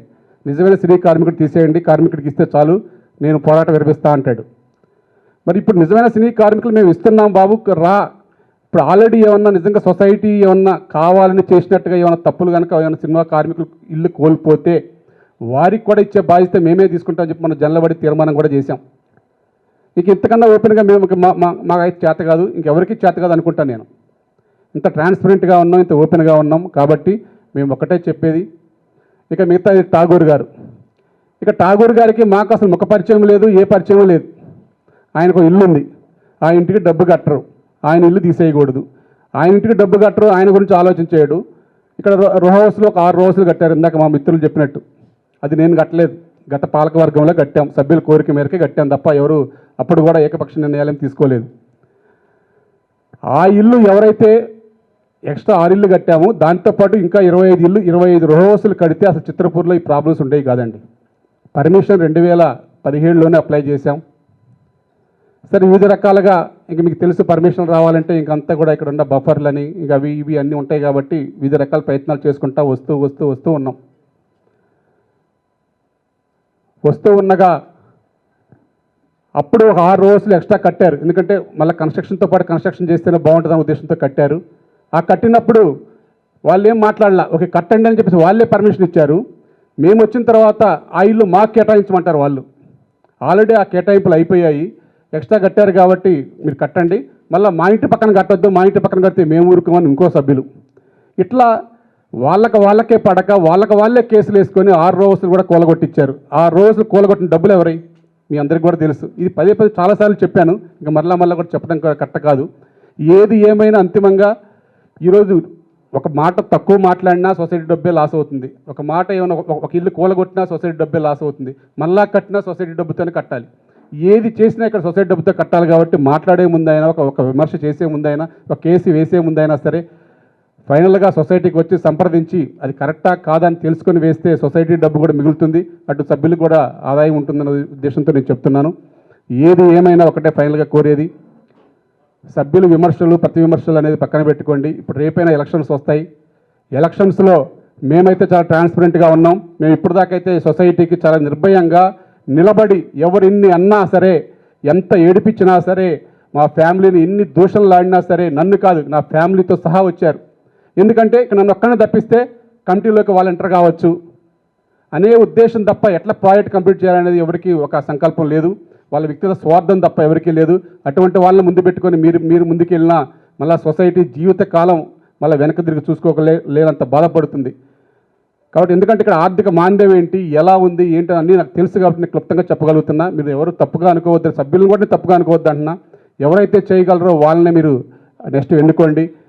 ఎందుకంటే ఇప్పుడు మేము కూడా ఎన్నుకోండి అని ఎందుకు అంటున్నానంటే, మేము కూడా మొన్న 51 ఎంక్వైరీలో రిపోర్ట్లో వచ్చిన విధంగా 45 కోట్లు కట్టే దాంట్లో మేము కూడా ఉన్నాం. సరే, మేము న్యాయ పోరాటం చేస్తాం. ఆ న్యాయంగా వచ్చినప్పుడు మాత్రం మేము నెక్స్ట్ ఎలక్షన్లో మేము ఉండగలుగుతాం. కాబట్టి ఏదేమైనా ఒక న్యాయస్థాన తీర్పుకి మేము కట్టుబడి ఉండాలి కాబట్టి మేము దానికి అనుగుణంగా ముందుకెళ్తాం. కానీ ఏదేమైనా సరే మేము సొసైటీ ఏదైతే ఒక డ్రీమ్గా అనుకున్నానో మీకు వీడియో కూడా పంపిస్తారు మా వాళ్ళు. మీకు 3D డ్రాయింగ్తో పనిచేస్తున్నాం. గత 4 సంవత్సరాల నుంచి కూడా అది కంప్లీట్ చేయలేకపోయామని, ఆ డ్రాయింగ్ ఎలా ఉందో దాని ప్రకారం కంప్లీట్ చేసేంతవరకు కూడా ఎవరిని అడ్డంకులు సృష్టించినా ప్రత్యక్షంగా అయినా పరోక్షంగా అయినా వచ్చే కమిటీకి అయినా సపోర్ట్గా ఉంటూ అయినా సరే ఒక అంతిమ లక్ష్యంగా మేము దాని వరకు మేము కడదాకా పోరాడతాం. ఇప్పుడు దాకా మేము చేసిందే కాదు. నేను క్లుప్తంగా ఒక 2 నిమిషాలు ముగిస్తాను. తర్వాత మీ ప్రశ్నలన్నిటికీ కూడా సమాధానం చెప్తాను. ఇప్పుడు దాకా ఇంత కష్టపడ్డా ఇక నెక్స్ట్ మీరేం చేస్తారని కూడా చాలామంది మాకు సభ్యులు అడుగుతున్నారు. మేము ఇప్పుడు దాకా మీ అందరి ఆశీర్వాదంతోనే, మీ అందరూ కూడా సపోర్ట్ వల్లే నాకు ఎన్ని బాధలు కలిగించినా, వాళ్ళు ఎంత విమర్శించినా జనలబడిలో సభ్యుల నిర్ణయం నాకు మా కమిటీకి అందరూ కూడా సపోర్ట్గా ఉండడం. మేము ఈరోజు దాకా చాలా హ్యాపీగా చిత్రపూర్ సభ్యులందరినీ కూడా హ్యాపీగా ఉంచుతూ, రిజిస్ట్రేషన్లు చేస్తూ, ఉన్న ప్రాజెక్టుని కంప్లీట్ చేస్తూ చాలా ప్రశాంత వాతావరణంలో ఉంచాము. ఇంకా అలా ఉంచుతామని కూడా మేము మాటిస్తున్నాం. అలాగే మేము నెక్స్ట్ మా ప్యానల్ సభ్యులను కానీ, నెక్స్ట్ రాబోయే మా కమిటీ సభ్యులను కానీ మీరు అందరూ కూడా గెలిపిస్తే ఏదైతే ఉన్న ప్రాజెక్ట్ ఉందో, నాకు విజన్ ఉంది, మీకు తెలుసు. ఆ ప్రాజెక్ట్ కంప్లీట్ చేయడానికి మేము ఎంత కష్టపడ్డామో అప్పు తీర్చడానికి కూడా మీకు గత సమావేశంలో కూడా చెప్పాను. మనకి ఎప్పుడైతే గతంలో కూడా చాలా అడ్వాన్స్గా ఆలోచన చేసి ఇటువంటి ఆర్థిక ఇబ్బందులు ఉంటాయి కాబట్టి అని చెప్పేసి అవన్నీ తొలగించుకోవడానికి ఒక ఫ్యూచర్ ల్యాండ్ అని చెప్పేసి మనం పెట్టుకోవడం జరిగింది గత పాత ఆఫీస్ దగ్గర చెరువు పక్కన. అక్కడ కూడా సింగిల్ బెడ్రూమ్లు కట్టవచ్చు, డబుల్ బెడ్రూమ్లు కడితే బాగుంటుంది. అలా కడితే మా కమిటీకే మంచి పేరు వస్తుంది. అది ఆ ల్యాండ్ చూస్తే మీకు అర్థమైద్ది. ఒక పక్క ఎఫ్టీఎల్లో ఉంది, బఫర్లో ఉంది. కొత్తగా అన్ని పర్మిషన్లు తీసుకొచ్చిన తర్వాత ట్విన్ టవర్స్ అనే ఉద్దేశంతో మీకు పర్మిషన్ కూడా తీసుకొచ్చాం. మీకు కూడా తెలుసు అప్పుడు సింగిల్ బెడ్రూమ్, డబుల్ బెడ్రూమ్ పెట్టి. తర్వాత మీ అందరికి కూడా తెలుసు గత 2 years బ్యాక్ హైడ్రా వచ్చింది. హైడ్రా వచ్చిన తర్వాత వచ్చిన పర్మిషన్ అన్నీ క్యాన్సిల్ చేసి మళ్ళీ ఒక 1.5 acre పోయింది బఫర్లో. మళ్ళా డ్రాయింగ్లు మార్చి మళ్ళా మారిస్తే ఈ ఉన్న 175 కోట్లు అప్పెలా తీర్చాలి, ఉన్న ప్రాజెక్ట్ ఎలా కంప్లీట్ చేయాలి, ఆ ప్రాజెక్ట్ ఎలా కంప్లీట్ చేయాలని ఒక తర్జన పడి పెద్దలతో సమావేశం ఏర్పడిన తర్వాత దీనికి హైరేజ్డ్ వెళ్ళండి, వెళ్తే దాన్ని బట్టి ఆ రేట్ పెంచుకోండి. ఆ పెంచుకున్న రేటు మీద ఇప్పుడున్న సభ్యుల మీద భారం పడకుండా ఆ డబ్బులతో ఈ అప్పంతా తీర్చుకొని ఉన్న ప్రాజెక్ట్ అంతా కంప్లీట్ చేసి ముందుకెళ్ళొచ్చు అని చెప్పిన తర్వాత జల్లబడిలో సభ్యులందరికీ వివరించి తీర్మానం చేసుకొని హెచ్ఎండి పర్మిషన్ తీసుకొని రావడం జరిగింది. సరే, గత 3 నెలల నుంచి దాన్ని శంకుస్థాపన చేద్దాం అనుకున్న తర్వాత మేమే ఆపాం. ఎందుకంటే ఇప్పుడంతా ఆ ఎలక్షన్స్ వస్తున్నాయి. ఈ మూమెంట్లో మేము గ్రాండ్ ఓపెనింగ్ చేసి సభ్యుల దగ్గర నుంచి డబ్బులు తీసుకుంటే రేపొద్దున మళ్ళీ వచ్చే కమిటీ ఎవరో తెలియదు. దాని అంత పెద్ద ప్రాజెక్ట్ 400 కోట్ల రూపాయల ప్రాజెక్ట్ని ఎవరో చేస్తారో లేదో తెలియదు. కాబట్టి సడన్గా అర్జెంటుగా ఎలక్షన్కి వెళ్ళిపోవాలని చెప్పేసి 4 months క్రితమే మేము ఎలక్షన్కి అప్లై చేసాం. ఇప్పుడైనా సరే ఒక మంచి సమర్థవంతమైన నాయకత్వం ఎన్నుకుంటే ఆ ప్రాజెక్ట్ కంప్లీట్ చేయడానికి ఆస్కారం ఉంటుంది. అది కనుక ప్రాజెక్ట్ కంప్లీట్ అయితేనే, మీరు ఒక్కటే గుర్తుంచుకోండి, ఈ విమర్శలు ప్రతి విమర్శలు అనేది అవి పక్కన పెట్టి విజన్గా పోవాలంటే ఆ ప్రాజెక్టు స్టార్ట్ చేస్తే మాత్రమే ఇటు అప్పులు తీర్చగలం. ఇప్పుడు చదలవాడ రాజేష్ గారి దగ్గర తీసుకున్న అప్పైనా తీర్చగలం, ఏదైనా ముందుకెళ్ళం. కానీ వేరే కానీ ఎటువంటిది కానీ ఏమీ చేయలేమండి. ఇక్కడ మనం మాట్లాడుకోవడం, టైంపాస్ చేయడం తప్ప ఒక్క రూపాయి కూడా ఈరోజు కూడా సొసైటీ గత 6 నెలల నుంచి శాలరీ ఇచ్చే పరిస్థితుల్లో కూడా లేదు. అంత కష్టపడుతూ కూడా అంత క్లిష్ట పరిస్థితుల్లో ఉన్నా కానీ, ఎందుకంటే మాకు బాధ్యతగా తీసుకున్నాం, నాకు ఇక్కడ అనుభవం ఉంది కాబట్టి నేను ఇక్కడే ఎన్ని కష్టాలు వచ్చినా చిత్రపూర్ దాటి నేను బయటికి పోలేదండి. గత 22 సంవత్సరాల నుంచి కూడా ఈ చిత్రపూర్ సరౌండింగ్లో జీవనం కొనసాగించాను తప్ప ఒక్కరోజు కూడా విమర్శించారు కదా అని చెప్పేసి నేను కూడా బయటికి పోయి ఒక విల్లా కొనుక్కొని నేను కూడా హ్యాపీగా ఉండగలను ఫ్యామిలీతో. కానీ ఇక్కడ కాదు, మనం బయటికి వెళ్తే ఈ చిత్రపూరి కుంటుపడిపోద్ది. అయినా సరే మనం ఒక సంకల్పంతో పనిచేస్తున్నాం, విమర్శలు పక్కన పెట్టుకుందాం అనే ఉద్దేశంతో మేము పనిచేస్తున్నాం. ఆ పనిచేసిన విధంగా మాకు అందరూ సహకరించారు కాబట్టి వారందరికీ కూడా మేము ధన్యవాదాలు తెలియజేసుకుంటున్నాం. ఏది ఏమైనా నెక్స్ట్ కూడా ప్రతిదీ కూడా ఎంఐజీలో ఏం జరగాలి, జరిగితే సభ్యులు హ్యాపీగా ఉంటారు నాకు అన్నీ తెలుసు. ఇప్పుడు ఫస్ట్ ఎంఐజీలో వీడిఎఫ్ పని ఉంది ఒకటి, ఆ వీడిఎఫ్ కంప్లీట్ చేయాలని ఎంత సంకల్పంతో పనిచేసాం అందరికీ కూడా తెలుసు. మా దగ్గర డబ్బు లేకపోతే ఎంఐజీ సభ్యులు కూర్చోబెట్టి వారు తిట్టుకున్నా సరే ఒక 50,000 రూపాయలు మీరు సక్కండి ఆ వీడిఎఫ్ కంప్లీట్ చేస్తానని చెప్పాం. మళ్ళీ మీరు ఇప్పుడు డబ్బు ఇవ్వండి, తర్వాత డబ్బు వస్తే నేను మీకు వెనక్కి కూడా ఇస్తానని చెప్పాం. అయినా సరే ఆ ప్రాజెక్ట్ కంప్లీట్ చేయలేకపోయాం. ఇప్పుడు కూడా చెప్తున్నా ఎంఐజీ సభ్యులకి, ఎలక్షన్స్ రేపు జరుగుతాయి అనగా ఈ నైటే ఆ వీడిఎఫ్ కంప్లీట్ చేస్తాను కింద సెల్లర్, మా సొంత డబ్బులతో అయినా సరే కంప్లీట్ చేపిస్తాను, తర్వాత మా సొసైటీ నుంచి కూడా తీసుకుంటా అని చెప్పేసి మీకు మాటిస్తున్నాను. అలాగే ఎంఐజీలో ఉన్న పనులన్నీ కూడా మళ్ళా మా ప్యానల్ని గెలిపిస్తే నెక్స్ట్ మార్చి నుంచి మొత్తం కూడా మిగతా పనులు కంప్లీట్ చేపిస్తాం. అలాగే ఎల్ఐజీలో కూడా ఒక ఎంఐజీ అని కాదండి, ఇప్పుడు ఎంఐజీలో మెయిన్గా మేజర్ పార్ట్లన్నీ తెలుసు. ఒక ఫైర్ వర్క్ చేయాలి, వీడిఎఫ్ కంప్లీట్ చేయాలి, కలర్ వేయాలి, లిఫ్ట్లన్నీ కూడా వాళ్ళకి మేజర్గా లిఫ్ట్ ప్రాబ్లం ఉంది.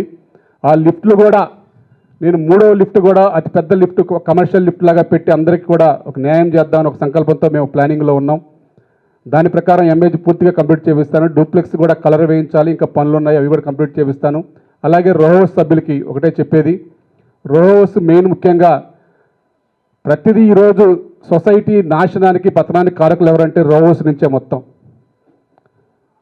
ఆ రో హౌస్ వాళ్ళకి ఇప్పుడే చెప్పేది ఒకటే, మీ ఒక 2-3 స్వార్థం వలన వ్యక్తిగత స్వార్థాలు మానండి. రో హౌస్ కంప్లీట్ చేసుకుంటే చాలా, ఈరోజు 2 కోట్లు అమ్ముతున్నారు, రేపు 4 కోట్లు అమ్ముకోవచ్చు, మీరే అమ్ముకుంటారు, ఎవరు బయట వాళ్ళకి ఎవరు ఇవ్వరు. కాబట్టి ఆ రోడ్లు వేసే ప్రక్రియ కానీ వాటర్ లైన్ కానీ అన్నీ వేపిస్తా అని చెప్పాము. దానికి అనుగుణంగా ఎంతో పనిచేస్తూ ఉన్నాం. అది కంపల్సరీగా విత్ ఇన్ డేస్లోనే ఆ రోడ్డు పనులు కూడా మున్సిపల్ ద్వారా మేము శాంక్షన్ చేయించడం జరిగింది. సరే ఇప్పుడు జిహెచ్ఎంసీలో కలిసింది కాబట్టి కొంచెం పనులు లేట్ అవుతున్నాయి తప్ప ఆ రోడ్లు కూడా వెంటనే స్టార్ట్ చేస్తారు. వాటర్ లైన్ కూడా ఇప్పుడే మోహన్ రెడ్డి గారితో మాట్లాడాము, సొసైటీలో డబ్బులు లేవు సార్ మీరే హెల్ప్ చేయండి, మీకు మార్చిలో ఇస్తా అని చెప్పాము. వారు కూడా చాలా హ్యాపీగా స్వాగతించారు, మేము సహకరిస్తామని చెప్పారు. వాటర్ లైన్ అయితే ఒక 1 వీక్లో స్టార్ట్ అవుతుంది. రోడ్లు అయితే గవర్నమెంట్ ద్వారా వేయించడానికి మేము ప్లాన్ చేస్తున్నాం, దాన్ని బట్టి వెళ్తాం. అలాగే ఎల్ఐజీ వాళ్ళకు కూడా చెప్పేది ఒకటే, ఎల్ఐజీ అయిపోయినాయి కదా మీరు అక్కడ ఏం చేస్తారో అనుకోవచ్చు. వారికి కూడా ఎల్ఐజీ ఈరోజు మీరు చూసారు, ఎప్పుడో 10 ఏళ్ల క్రితం అది రెడీ అయింది, కానీ ఇప్పుడేమో చుట్టుపక్కలంతా చాలా 50 ఫ్లోర్స్ బిల్డింగులు వస్తున్నాయి, చాలా ఆ రోడ్స్ కానీ అన్ని అగమ్య గోచరంగా తయారయ్యాయి. అక్కడ లిఫ్ట్లు కూడా పాడైపోయి చాలా సభ్యులు ఇబ్బంది పడుతున్నారు. కాబట్టి ఆ లిఫ్ట్లు కూడా ఈ కొత్త ప్రాజెక్ట్ స్టార్ట్ అయితే అక్కడ ఉన్న సభ్యులు భాగస్వామ్యంతో ఆ లిఫ్ట్లు కూడా అన్నిటి కూడా మళ్ళీ మొత్తం కూడా మార్పిస్తాము. ప్లస్ అక్కడున్న బిల్డింగ్స్ కూడా కలర్ వేయిస్తాము. అలాగే హెచ్ఐజీ కూడా అదే మాట ఇస్తున్నాం. హెచ్ఐజీ కూడా సేమ్ ప్రాబ్లం, లిఫ్ట్లు ప్రాబ్లం ప్లస్ కలర్ వేయించమని అటు భార్గవ్ గారు కానీ అందరూ కూడా లెటర్స్ పెట్టారు. అవన్నీ కూడా పరిగణలో తీసుకుంటాం. తప్పనిసరిగా ఈ కమిటీకి ఒక చిత్తశుద్ధి ఉంది, ఒక ప్లానింగ్ ఉంది, ఒక విజన్ ఉంది. కాబట్టి ప్రతి ఒక్కటి కూడా మేము కంప్లీట్ చేస్తామని చెప్పేసి మాటిస్తున్నాం. మెయిన్ ముఖ్యంగా ఇక్కడ చెప్పవలసింది ఒకటే, మెయిన్ సినీ కార్మికులకి ఫ్లాట్ రాలేదు, అసలు ఇస్తారా లేదా అనేది చాలా సందిగ్ధం ఉంది.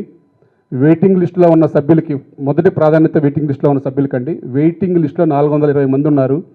420 మందిలో సినిమా అనేవాళ్ళు మెయిన్గా ఒక 50-60 మంది మాత్రమే ఉన్నారు. ఈ మిగతా సభ్యులు అందరూ కూడా ఎక్కడెక్కడి నుంచో వచ్చిన వాళ్ళే, వాళ్ళందరికీ పక్కన పెట్టడం జరిగింది. వారందరికీ కూడా వాళ్ళ డబ్బు వాళ్ళకి రిఫండ్ ఇస్తాం, కంపల్సరీగా రిఫండ్ ఇవ్వబడుతుంది. అంతేగాని ఫ్లాట్ వస్తేనే మాత్రం అపోహ పెట్టుకోవద్దు. కానీ ఇప్పుడు దాకా ఉన్నారు కాబట్టి నెక్స్ట్ జనరబడిలో ఉన్నారు కాబట్టి వారికి ఏమైనా ప్రయారిటీ ఉన్నట్టే కొత్త ప్రాజెక్టులో ప్రయారిటీ ఇస్తాం తప్ప ఈ ఉన్న ప్రాజెక్టు ఉన్న ఫ్లాట్స్లో కానీ ఇప్పుడు కొత్తగా ఒక టవర్ కూడా కడుతున్నాం, 2 బెడ్రూమ్స్ ఫ్లాట్స్ ఉన్న వెయిటింగ్లో వాళ్ళ కోసం. వాళ్ళకైతే ఈ కొత్త ప్రాజెక్ట్ రేట్ ఉండదు, ఇప్పుడైతే పాత రేటు ఉండదు, కొత్త రేటు ఉండదు. వాళ్ళకి వయో మీడియాగా కన్స్ట్రక్షన్ కాస్ట్ ఏది పడుతుందో వారి వరకు ఏదైతే బాగుంటుందో చూసుకొని ఆ రేట్ నిర్ణయిస్తామని చెప్పి జనరబడిలో చెప్పాం. దానికి అనుగుణంగా డ్రాయింగ్స్ కూడా ఫైనల్ అయిపోయాయి, దాని అనుగుణంగా వెంటనే స్టార్ట్ చేస్తున్నాం. కాబట్టి మేము ఒకటే మాటిస్తున్నాం, వెయిటింగ్లో ఉన్న సినీ కార్మికులకి ఇప్పుడు 420 మందిలో 50 మంది అన్నారు, మరి మిగతా 350 మంది మరి మీకు వ్యతిరేకత అవుతారుగా అనుకోవచ్చు. వ్యతిరేకత అయితే అవమానండి, దానికి అభ్యంతరం లేదు. కానీ సినీ కార్మికులకైతే న్యాయం చేస్తాము, నేను దానికి అనుగుణంగానే కట్టుబడే ఉంటాం, దాని ప్రకారమే ముందుకు వెళ్తాం. అలా మేము ఒక ప్రాజెక్ట్ కంప్లీషన్కి మేమంతా కూడా సహకరిస్తామని చెప్పేసి మేము మాటిస్తున్నాం. ఏది ఏమైనా అంతిమంగా సభ్యుల సంక్షేమం కోరుకున్న ఈ కమిటీ మరలా కూడా మీ అందరూ కూడా ఆదరిస్తారని చెప్పేసి ఆశిస్తున్నాం. ఇంకా ఎలక్షన్స్ అప్పుడు ఎవరైనా ఇష్టం లేకపోతే వేరే ఏమైనా ప్యానల్కి వెళ్తే వెళ్ళొచ్చు, పోటీ అనేది ఎవరైనా చేసుకోవచ్చు. కాబట్టి దానికి అందరినీ స్వాగతిస్తాం. ఏదేమైనా మేమైతే నేను ఇంతే నిలబడతాను చిత్రపూర్ అభివృద్ధి కోసం. కుమార్ ప్యానల్ కంపల్సరీ ఉంటుంది. ఆ ప్యానల్కి ఎవరు వచ్చినా సరే పోటీకి నిలబడి మేము అంతిమంగా సొసైటీ ప్రాజెక్ట్ లక్ష్యంగా మమ్మల్ని ఆశీర్వదిస్తారని చెప్పేసి మేము ఆశిస్తున్నాం. Thank you. ఇప్పుడు ఏమైనా మీకు సందేహాలు ఏదున్నా సరే ఒకరు అడగండి, నేను క్లుప్తంగా క్లారిటీగా చెప్తాను. ఎందుకంటే ఈ రోజుతో సభ్యులకు కూడా తెలియాలనే ఉద్దేశం మాకు కూడా, మేము ఏది దాచిపెట్టుకోము, ఏదన్నా ఓపెన్గా చెప్తాను.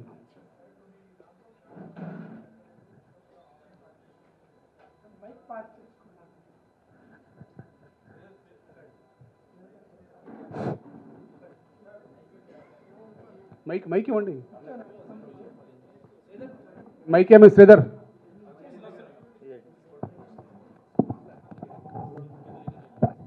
హలో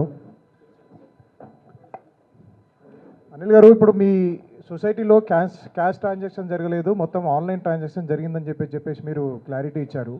అయినప్పటికీ కూడా మీ మీద ఎందుకు 111 ఎఫ్ఐఆర్లు ఎందుకు అయినాయి? దాన్ని మీరు ఎందుకు ఇవన్నీ కూడా చూపించలేకపోతున్నారు? దాని తర్వాత మీరు ఎప్పుడైతే అధ్యక్షుడు అయినప్పటి నుంచి కూడా ఈ సొసైటీలో ఓన్లీ సినీ కార్మికులకే మీరు ఈ మన ఫ్లాట్స్ ఇచ్చారా? ఇందులో అదర్స్ ఎవరైనా ఉన్నారా? దాని మీద కూడా మీరు అదర్స్కి ఇచ్చారు, వాళ్ళకి అడ్డగోలుగా అమ్ముకున్నారు అనే ఒక ఆరోపణల గతం నుంచి మీకు ఉన్నది. అంటే దాని మీద మీరు ఎందుకు క్లారిటీ ఇవ్వలేకపోతున్నారు? మంచి క్వశ్చన్ సార్ ఇది. యాక్చువల్లీ మేము వచ్చిన తర్వాత నేను కొత్త సభ్యత్వాలు ఇచ్చింది ఓన్లీ 16 సభ్యత్వాలండి ఫ్లాట్స్ కొరకు. 16 సభ్యత్వాలు కూడా ఎందుకు ఇచ్చానంటే 2021లో ఫంక్షనింగ్ కూడా డబ్బులు లేకపోతే జల్లబడిలో చెప్పాను క్లారిటీగా, ఒక 20 మంది సభ్యులను తీసుకుంటున్నాను, కొంచెం అర్జెంటుగా 2 కోట్ల రూపాయలు కావాలి అని పర్మిషన్ తీసుకొని నేను చేశాను. ఓన్లీ 16 మంది సభ్యులు మాత్రమే మేము ఈ కమిటీ వచ్చిన తర్వాత 21లో తీసుకున్నాను. ఇక కొత్త ప్రాజెక్టుకి వేరే వాళ్ళని తీసుకున్నాం, అది వేరే సబ్జెక్టు. అసలు దానికి ఇంకా ఏం స్టార్ట్ కాలేదు కాబట్టి దాని మీద లేదు. ఆ 16 మంది సభ్యులు తప్ప మరి ఎందుకు నా మీద అట్లా చదువుతున్నారో వాళ్ళకే అర్థం కావాలి. మిగతా సభ్యులంతా పాత సభ్యులే. క్లారిటీగా 111 ఎఫ్ఐఆర్లు అన్నారు. నా మీద 111 ఎఫ్ఐఆర్లు కాదండి, సుమారు 16 ఎఫ్ఐఆర్లు అయినాయి. 16 మంది కూడా 2024 వరకు లేవండి నా మీద ఒక ఎఫ్ఐఆర్ కూడా. 24 తర్వాత ప్రభుత్వ అధికారుల దగ్గరికి, కొందరి దగ్గరికి ప్రభుత్వం మారిన తర్వాత, మొన్నటి వరకు అప్పుడు బీఆర్ఎస్ ఉండేది కాబట్టి, తర్వాత కాంగ్రెస్ ప్రభుత్వం వచ్చిన తర్వాత పదే వాళ్ళకి ఇంకా ఈ చిత్రపురి గురించి అవగాహన లేదు కాబట్టి పదే వెళ్ళడంతో అసలు ఏం జరుగుతుందో తెలియట్లేదని చెప్పేసి దీని మీద అసలు ఏంటి ఎంక్వైరీ చేయండి అని చెప్పడంతో వెంటనే ఈ 4-5 ఎవరైతే ఉన్నారో ఇక్కడ ఫ్లాట్ కోల్పోయిన సభ్యులు, నిజమైన సినీ కార్మికులు కాదు అని చెప్పిన సభ్యులు ఎవరైతే ఉన్నారో వారిని పెట్టుకొని వెళ్ళి పోలీస్ స్టేషన్లో కంప్లైంట్ ఇవ్వడం జరిగింది. మీరు చూడండి ఆ ఎఫ్ఐఆర్లు కూడా. నేను ₹1 ఏం అభియోగం చేయలేదు. ఆ కేసులన్నీ కూడా చూడండి. మేము ఫ్లాట్కి డబ్బు కట్టాము, సొసైటీకి డబ్బు కట్టాము, డీడీల రూపంలో డబ్బు కట్టాము, నా ఫ్లాట్ తీసేశారు, వేరే వాళ్ళకి ఇచ్చారు. ఇది అనిలే చేశాడు కాబట్టి అనిల్ మీద యాక్షన్ తీసుకోండి. ఇది తప్ప నాకు ₹1,00,000 ఇచ్చారు, నన్ను మోసం చేసేయడానికి ఒక కంప్లైంట్ ఈరోజు దాకా నా మీద లేదండి. ఎందుకంటే సొసైటీలో మొత్తం డీడీలే ఉంటాయి, క్యాష్ ట్రాన్సాక్షన్ ఉండదు అసలు ఇక్కడ. ఆ కంప్లైంట్ పెట్టిన 16 కేసులు కూడా చెప్పానండి. 16 కేసుల్లో ఒక కాట్రగడ్డ రవితేజ గారు, ఒక సురేష్ గారు, ఒక శ్రావణ్ కుమార్, ఈ 3 సినిమా వాళ్ళు తప్ప మిగతా అంతా నాన్ నెంబర్స్. వాళ్ళు కూడా కేసు పెట్టి నాకు ఫ్లాట్ ఇవ్వమంటే నన్ను బెదిరిస్తే నేను ఫ్లాట్ ఇచ్చుకుంటా పోతే దానికి వాల్యూ ఏముంటుంది? 16 ఎఫ్ఐఆర్లు అయినాయి, ఈఓడబ్ల్యూలో కేసులు అయినాయి, ఈఓడబ్ల్యూ ఎఫ్ఐఆర్ అయింది, ఛార్జ్ షీట్ కూడా ఫైల్ చేశారు. సొసైటీలో ఏంటంటే మెయిన్ ముఖ్యంగా మీకు ఇందాక చెప్పాను 2014 నుంచి ప్రాబ్లం స్టార్ట్ అయినాయి అని. రిఫండ్ అప్లై చేస్తే రిఫండ్ ఇవ్వడానికి కూడా డబ్బులు లేవు సొసైటీలో. ఈ రోజు రిఫండ్ ఇస్తే అసలు ఈ ప్రాబ్లమ్స్ ఉండవు. ఇప్పుడు నా మీద అయిన ఎఫ్ఐఆర్లు అయిన సభ్యులకు కూడా గత 2016-17లో కూడా వాళ్ళు తీసివేసినప్పుడు కానీ మేము రిఫండ్ ఇచ్చుంటే ఈరోజు అసలు ఆ ప్రాబ్లం లేవు. ఇప్పుడు కూడా ఈ రోజు కూడా ప్రాబ్లమ్స్ ఉన్నాయండి సొసైటీలో. ఎందుకంటే మా డబ్బు మాకు కూడా ఇవ్వట్లేదని కూడా కోర్టుకెళ్ళే వాళ్ళు ఉన్నారు. ఇప్పుడు వారికి కూడా వాళ్ళ డబ్బు వాళ్ళకి ఇచ్చే పరిస్థితి కూడా సొసైటీలో లేదు. అంటే మీరు అర్థం చేసుకోండి ఇంక ఇక్కడ ఏం జరుగుతుందనేది. అంత క్లిష్ట పరిస్థితి ఉంది ఇక్కడ. ఇక ఫ్లాట్ రాని వాళ్ళు అంటారా? ఇప్పుడు ఇందాకే చెప్పాను, ఇదే శ్రావణ్ కుమార్ గారికి కానీ, ఇదే కాటగడ్డ రవితేజ గారికి కానీ, ఇదే సురేష్ గారికి కానీ మీరు నిజంగా కనుక సొసైటీకి ఇన్ టైంలో డబ్బు కట్టినా కూడా మీ ఫ్లాట్ కనుక తీసివేశారంటే మాత్రం మీ ఫ్లాట్ కేటాయిస్తామని మనం జల్లబడి సాక్షిగా చెప్పాం. ఇప్పుడు మీడియా పరంగా కూడా చెప్తున్నాం. నిజమైన సినీ కార్మికులకు అన్యాయం జరగదండి. విత్ ఇన్ డేస్లోనే అయిపోద్ది. వారికి ఒక హ్యాపీగా వాళ్ళని పిలిచి మరీ వాళ్ళతో మాట్లాడతాం. కానీ సభ్యులు కాని వాళ్ళకి మాత్రం ఎంత బెదిరించినా సరే వాళ్ళు ఇప్పుడు కూడా బెదిరింపుల్లోనే ఉన్నారు. ఇంకా ఆ బెదిరింపులు మానుకోవాలని కోరుతున్నాం. ఏదంటే ఇప్పుడు కమిటీ ఉంది. ఇప్పుడు నేను కూడా ఇవ్వడానికి లేదండి. ఇప్పుడు బాగా గుర్తుంచుకోవాల్సింది ఏంటంటే రేపు ఇప్పుడున్న కమిటీ ఈ కమిటీ ఎవరు కూడా 2023 నుంచి ఎవరికి అలాట్మెంట్ చేసే అధికారం లేదని మీకు ఇందాకే చెప్పాను. ఇప్పుడు ఏదున్నా 5 మెన్ కమిటీ ఏర్పాటు చేశారు. ఆ కమిటీ దృష్టికి తీసుకెళ్ళాలి. వాళ్ళు వెరిఫై చేస్తున్నారు నిజమైన సినీ కార్మికుడు కాదా అని. వారు రిజిస్ట్రేషన్ చేయమంటే మేము పోయి రిజిస్ట్రేషన్ ఆఫీస్కి పోయి డైరెక్ట్గా రిజిస్ట్రేషన్ చేయడం తప్ప ఈ కమిటీ పాత్ర ఏదీ లేదు. అయినా సరే అభియోగాలు మోపుతూనే ఉంటున్నారు. కానీ వాస్తవం ఎవరికి అర్థం కావట్లేదు ఇక్కడ. దయచేసి దీన్ని గమనించగలరని చెప్పేసి పదే కోరుతున్నాను. సరే మళ్ళీ మీరు పోటీ చేస్తా అని చెప్పేసి అంటున్నారు. సొసైటీ ఫామ్ అయిపోయిన తర్వాత మీరు గెలిచినప్పటి నుంచి కూడా మీ మీద అభియోగాలు ఉన్నాయి, దాని తర్వాత ఆరోపణలు ఉన్నాయి, మీ మీద ఎఫ్ఐఆర్ చేశారు, మీరు జైలుకి వెళ్ళారు. అయినా కూడా మీ సొసైటీ మీద మీకు అంత ప్రేమ ఎందుకు? మీ ఫ్యామిలీ అంటే మీ ఒక్క మీద ఆరోపణ చేయకుండా మీ ఫ్యామిలీని కూడా అందులో ఆరోపణలు చేశారు, మీ ఫ్యామిలీ కూడా అంత దూర్చారు. అయినప్పటికీ కూడా సొసైటీని ఎందుకు మీరు పట్టుకొని పాగలరు? ఎందుకు మళ్ళీ పోటీ చేయాలని చెప్పేసి అనుకుంటారు ఒకటి. దాని తర్వాత 27వ తారీఖు నవంబర్ ఒక నివేదిక వచ్చిందండి. అందులో మీతో పాటు ఒక 5 మంది సభ్యులు బాధ్యులు చేస్తూ 5 మంది కాదండి, 15 మంది. సారీ, మీ నుంచి 47 కోట్లు వసూలు చేయాలని చెప్పి రికవరీ చేయాలని చెప్పి రిపోర్ట్ వచ్చింది. అంటే దాని మీద మీ యొక్క ఎక్స్ప్లెనేషన్ చెప్పండి. ఆ ఎంక్వైరీ అనేది మీకు 2019లో వేశారండి. ఇప్పుడు ఇందాకే చెప్పాను, IVRCL కానీ, యువర్స్ కన్స్ట్రక్షన్ కానీ, EWNS, SLN ప్రాజెక్ట్, SVRM ఈ 5 కంపెనీలు అడ్వాన్సులు తీసుకున్నారు అనే ఉద్దేశంతో 2019లో ఎంక్వైరీ చేస్తే 2021 రిపోర్ట్ వచ్చింది. అక్కడ 111 కోట్లు కాంట్రాక్ట్కి అడ్వాన్సులు ఇచ్చారని చెప్పేసి తేల్చారు. దాంట్లో భాగంగా IVRCL ఇప్పుడు ఎందుకు తగ్గిందని మీరు అనుకోవచ్చు. దాంట్లో 46 కోట్ల రూపాయలు IVRCL మాత్రమే ఇవ్వాలి. ఆ IVRCL మీద మేము వచ్చిన తర్వాత NCLTకి వెళ్ళి కొట్లాడి 46 కోట్లు సొసైటీకి ఇవ్వాలి అని చెప్పేసి మేము కోర్టులో గెలిచాం. కాబట్టి ఆ 46 కోట్లు తీసివేశారు. అంటే వాళ్ళ దగ్గర నుంచి వస్తుంది అనే ఉద్దేశంతో. ఇక మిగతా అంతా కూడా యువర్స్ కన్స్ట్రక్షన్ వాళ్ళ మీద కూడా మేము కొట్లాడాం. మేము వచ్చిన తర్వాత ఏది ఆగలేదండి. మీ 51 ఎంక్వైరీల రిపోర్ట్ ఏదైతే వచ్చిందో దాని మీద ఈ కమిటీ కొట్లాడింది. నేను కూడా ఉన్నాను దాంట్లో. అప్పుడు కూడా 111 కోట్లు నా పేరు కూడా ఉంది. అయినా సరే మేము కొట్లాడుతూనే ఉన్నాం. యువర్స్ కన్స్ట్రక్షన్ 34 కోట్ల రూపాయలు ఇవ్వాలని చెప్పేసి హైకోర్టు జస్టిస్ నరసింహారెడ్డి గారిని ఆర్బిట్రేషన్ నియమిస్తే వారు 10 కోట్ల రూపాయలు మాత్రమే సొసైటీకి ఇవ్వాలి, మిగతా 24 కోట్లు ఇచ్చే పని లేదు అని వారు రిపోర్ట్ ఇచ్చారు. దానికి అనుగుణంగానే ఇప్పుడు వారు 24 కోట్లు, ఈ EWNS 14 కోట్లు అన్నీ కలిపి ఇప్పుడు 43 కోట్ల రూపాయలకి రిపోర్ట్ ఇవ్వడం జరిగింది ఫైనల్గా. ఇప్పుడు మళ్ళీ కాంగ్రెస్ ప్రభుత్వం వచ్చిన తర్వాత గౌరవ ముఖ్యమంత్రి వర్యులు రేవంత్ రెడ్డి గారి దగ్గరికి, తుమ్మల నాగేశ్వరరావు గారి దగ్గరికి, మన సినిమాటోగ్రఫీ మంత్రి వర్యులు కోమటిరెడ్డి వెంకరెడ్డి గారి దగ్గరికి పదే ఈ 10 మంది సభ్యులు వెళ్ళడంతో అసలు ఆ ఎంక్వైరీ మొత్తం బయటకు తీసి త్వరగా చేయమని వారు కూడా ఒత్తిడి తీసుకొచ్చారు బాగా ప్రభుత్వ అధికారుల మీద. అసలు మొత్తం వాస్తవం తేల్చండి. చిత్రపూర్లో ఏం జరిగిందంటే వాళ్ళు క్లియర్గా మొన్న 6 నెలలు సుదీర్ఘ ఎంక్వైరీ చేసి 44 కోట్ల రూపాయలు అంటే 43 కోట్లు చేంజ్ ఒకటి, ఒక 37 lakhs సపరేట్గా. ఇది వాస్తవంగా దాని రిపోర్ట్లు క్లియర్గా చదవండి మీరు. అందరికి కూడా పంపిస్తాం కాబట్టి రిపోర్ట్ అందరి దగ్గర ఉంది. గతంలో కూడా మేము కమిటీ సభ్యులు మాత్రమే, నేను మరలా చెప్తున్నాను, కమిటీ సభ్యులు మాత్రమే. కమిటీ సభ్యులకి కొన్ని పరిధులు ఉంటాయి. ఆ పరిధికి మించి ఏది పనిచేయలేము. అయినా సరే ఒక కోర్టు తీర్పిచ్చారు కాబట్టి, ఒక అధికారులు తీర్పిచ్చారు, దానికి గౌరవ న్యాయస్థానంలో మేము కొట్లాడుతున్నాం పాత్ర ఏంటి, మా పాత్ర ఎంతవరకు అని. కానీ ఏదేమైనా సరే కోఆపరేటివ్ రూల్స్ ప్రకారం ఎవరు ఏది చేసినా సరే ఆ 5 సంవత్సరాల్లో ఉన్న 11 మంది సభ్యులను బాధ్యులు చేస్తూ ఒక తీర్పు ఇస్తారు కాబట్టి మమ్మల్ని బాధ్యులు చేశారు తప్ప మా పాత్ర ఎంతవరకు ఉందో కూడా క్లియర్గా రిపోర్ట్లో రాశారు. ఎందుకంటే అప్పుడు మీకు కాంట్రాక్ట్లు ఇవ్వద్దు, అడ్వాన్స్లు ఇవ్వద్దు అని కొందరు సభ్యులు అందరం కూడా చాలామంది మేము వ్యతిరేకించాం. కొందరు ఒకరిద్దరు చేసిన అడ్వాన్సులు తీసుకున్న దానికి కమిటీ సభ్యులందరూ బలయ్యాం. దానికి మేము ఆల్రెడీ కోర్టు పరిధిలో ఉంది కాబట్టి ఆల్రెడీ కోర్టుకి వేసాము. కోర్టు పరిధిలో ఉంది కాబట్టి దానికి ఇంకా ఏ నిర్ణయం ఇచ్చినా ఆ నిర్ణయానికైతే మేము అందరం కూడా కట్టుబడి ఉండాలి. అది ఇక కోర్టు నిర్ణయం ఎలా వస్తున్నది ఈరోజే వస్తుంది నాకు తెలిసి, ఈరోజు రేపట్లో వస్తుంది. వస్తే దాని ప్రకారం కోర్టు న్యాయస్థానం కూడా కట్టమని కనుకంటే కంపల్సరీ కట్టాల్సిందే.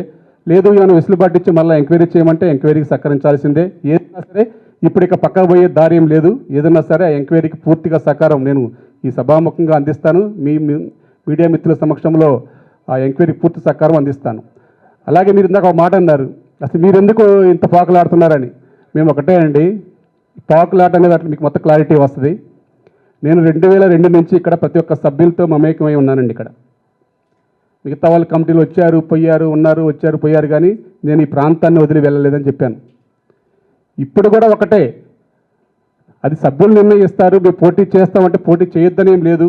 నేను చేసిన తప్పేందనేది నేను కోర్టుకి వేసాను. అది ఆ ఎంక్వైరీ రిపోర్ట్ ప్రకారం వస్తుంది. దాంట్లో కనుక నాకు వస్తే కనుక కంపల్సరీ పోటీలో ఉంటాను. ఎందుకంటే నేను ఇక్కడ ఏ తప్పు చేయలేదు కాబట్టి చేస్తున్నాను కాబట్టి, నాకు సభ్యులు అండగా ఉంటున్నారు కాబట్టి నేను ఉంటున్నాను. ఎవరో 10 మంది విమర్శించారని చెప్పేసి ఆ విమర్శలు పక్కకు పోతే అది తప్పు అవుతుంది. ఒక సభ్యులు నన్ను నమ్మారు కాబట్టి వారికి న్యాయం చేసేంత వరకు కొట్లాడి గెలిచి అంతిమంగా ప్రాజెక్ట్ కంప్లీట్ చేస్తే ఒక పేరు నిలబడుతుందనే ఉద్దేశంతో నేను ఉంటున్నాను తప్ప ఇక్కడ వ్యక్తిగత స్వార్థాలు ఏమి లేవు, వ్యక్తిగతంగా ఏమి రావు కూడా ఇక్కడ. ఎందుకంటే ఇది ఏదున్నా మీకు ఇందాకే చెప్పాను, ప్రతిదీ కూడా ట్రాన్స్పరెంట్గా రూపాయి లెక్కలు చెప్తానే ఉంటుంది ఈ సొసైటీ.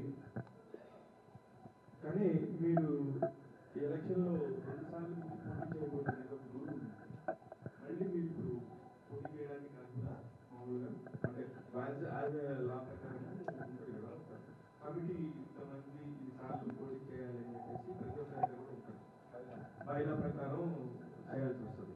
మీరు ఆల్రెడీ కూడా చేస్తున్నారు, ఇప్పుడు 5 సంవత్సరాలు కూడా ఉన్నారు కాబట్టి ఇప్పుడు నెక్స్ట్ ఏంటి మీ ప్రణాళిక ఏంటి? మీరు నిల్చుంటారా, మీ తరఫు నుంచి ఏమైనా నిల్చుంటారా? నాకు అర్హత ఉన్నంత వరకు నేనే పోటీ చేస్తానండి. నేను ఆ ఎంక్వైరీలో ఉన్నాను తప్ప ఆ ఎంక్వైరీ రిపోర్ట్ కట్టుబడి ఉండాలి కాబట్టి దానికి కూడా మేము న్యాయస్థానానికి వెళ్ళాము. న్యాయస్థానంలో తీర్పు కనుక వస్తే, మాకు అనుకూలంగా వస్తే మేము పోటీ చేయొచ్చు. సరే పోటీ చేయొచ్చు అంటున్నారు, మళ్ళీ 2 సార్లు మించి చేయకూడదు అన్నారు. గతంలో సొసైటీ యాక్ట్ ప్రకారం 2 సార్లకు మించి పోటీ చేయొచ్చండి. కానీ మా సొసైటీ బైలాలో అట్లా రాసుకున్నారు గతంలో. అందుకే గత కమిటీలో 3 సార్లు పోటీ చేసిన వాళ్ళు వెళ్ళారు, పక్కన పెట్టారు. కానీ ఇప్పుడు మేము వచ్చిన తర్వాత బైలా మార్చడం జరిగింది. అది కూడా తెలియక చాలామందికి, ఎందుకంటే వాళ్ళు జనరల్ రారు కాబట్టి, జనరల్ ఆపటమే వాళ్ళ ప్రక్రియ కాబట్టి, వాళ్ళకి జనరల్ ఏం జరిగిందో తెలియదు కాబట్టి జనరల్ సభ్యుల సమక్షంలో బైలా మార్పు చేయడం జరిగింది. కోఆపరేటివ్ అధికారుల నుంచి కూడా మాకు అది పేపర్ పరంగా వచ్చింది. ఇప్పుడు ఎవరైనా సరే సొసైటీలో 2 సార్లు కదా, ఎన్ని సార్లు అయినా పోటీ చేయవచ్చు. అది అఫీషియల్గా బైలా మారింది. అది బైలా వాళ్ళకి తెలియక ఇష్టం వచ్చినట్టు మాట్లాడుతున్నారు. కావాలంటే సొసైటీకి వచ్చి ఆ బైలా కాపీ కూడా తీసుకోవచ్చు, చూడవచ్చు. నేను ఇప్పుడు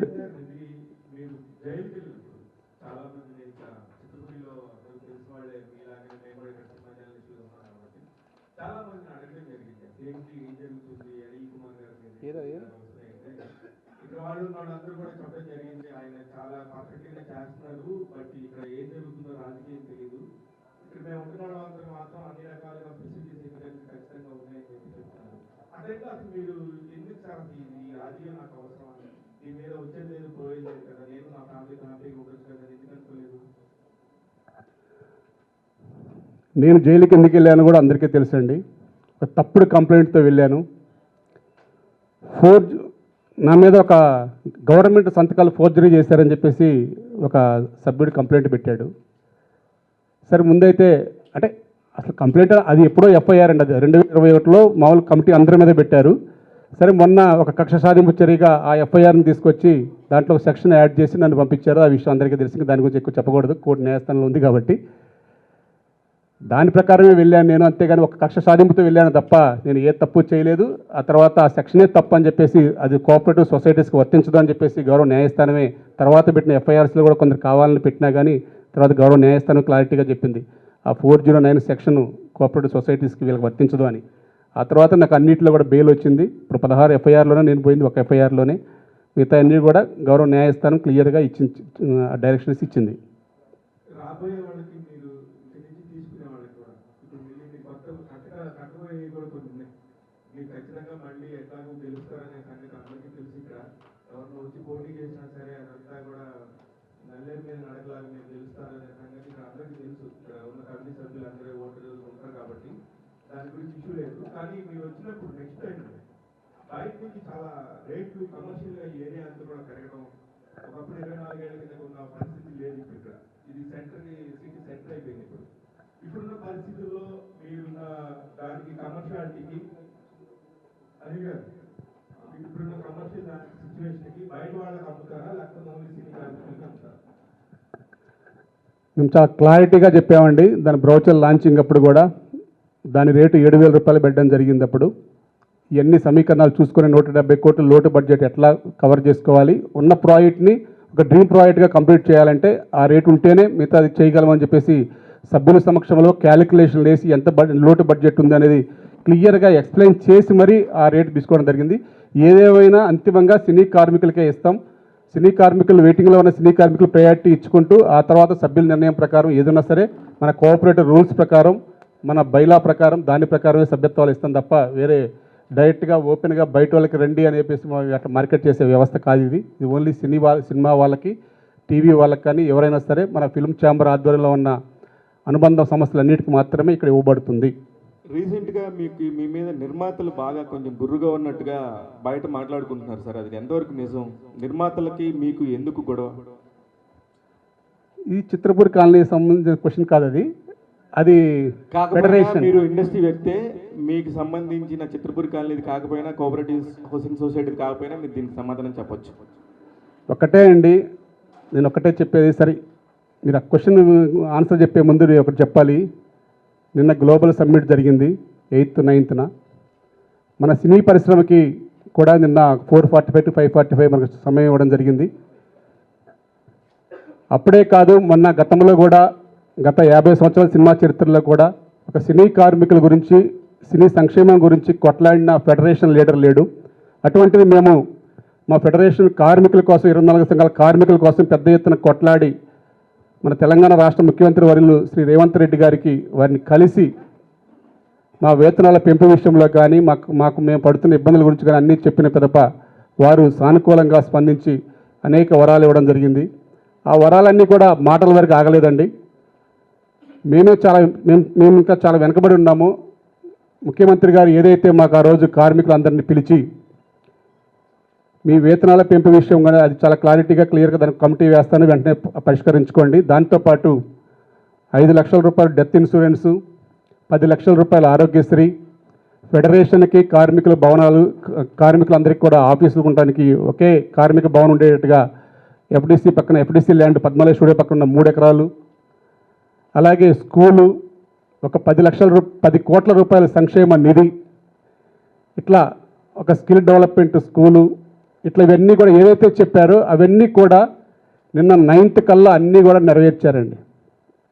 ముందు ముఖ్యంగా కార్మికులు అందరి తరపున వారికి ప్రత్యేక అభినందనలు తెలియజేసుకోవాలి. ఎందుకంటే 10 కోట్ల రూపాయలు ఆల్రెడీ కార్మిక శాఖకి ఇవ్వడమే కాదు, సినిమా టికెట్లో 20% పెంచుతామని ఏదైతే మాట ఇచ్చారో ఆ మాటకి జీవో కూడా ఇచ్చేశారు. మొన్న అఖండ 2కి మీరు చూశారు. వారే అర్జెంటుగా అకౌంట్ ఓపెన్ చేసుకోమన్నారు.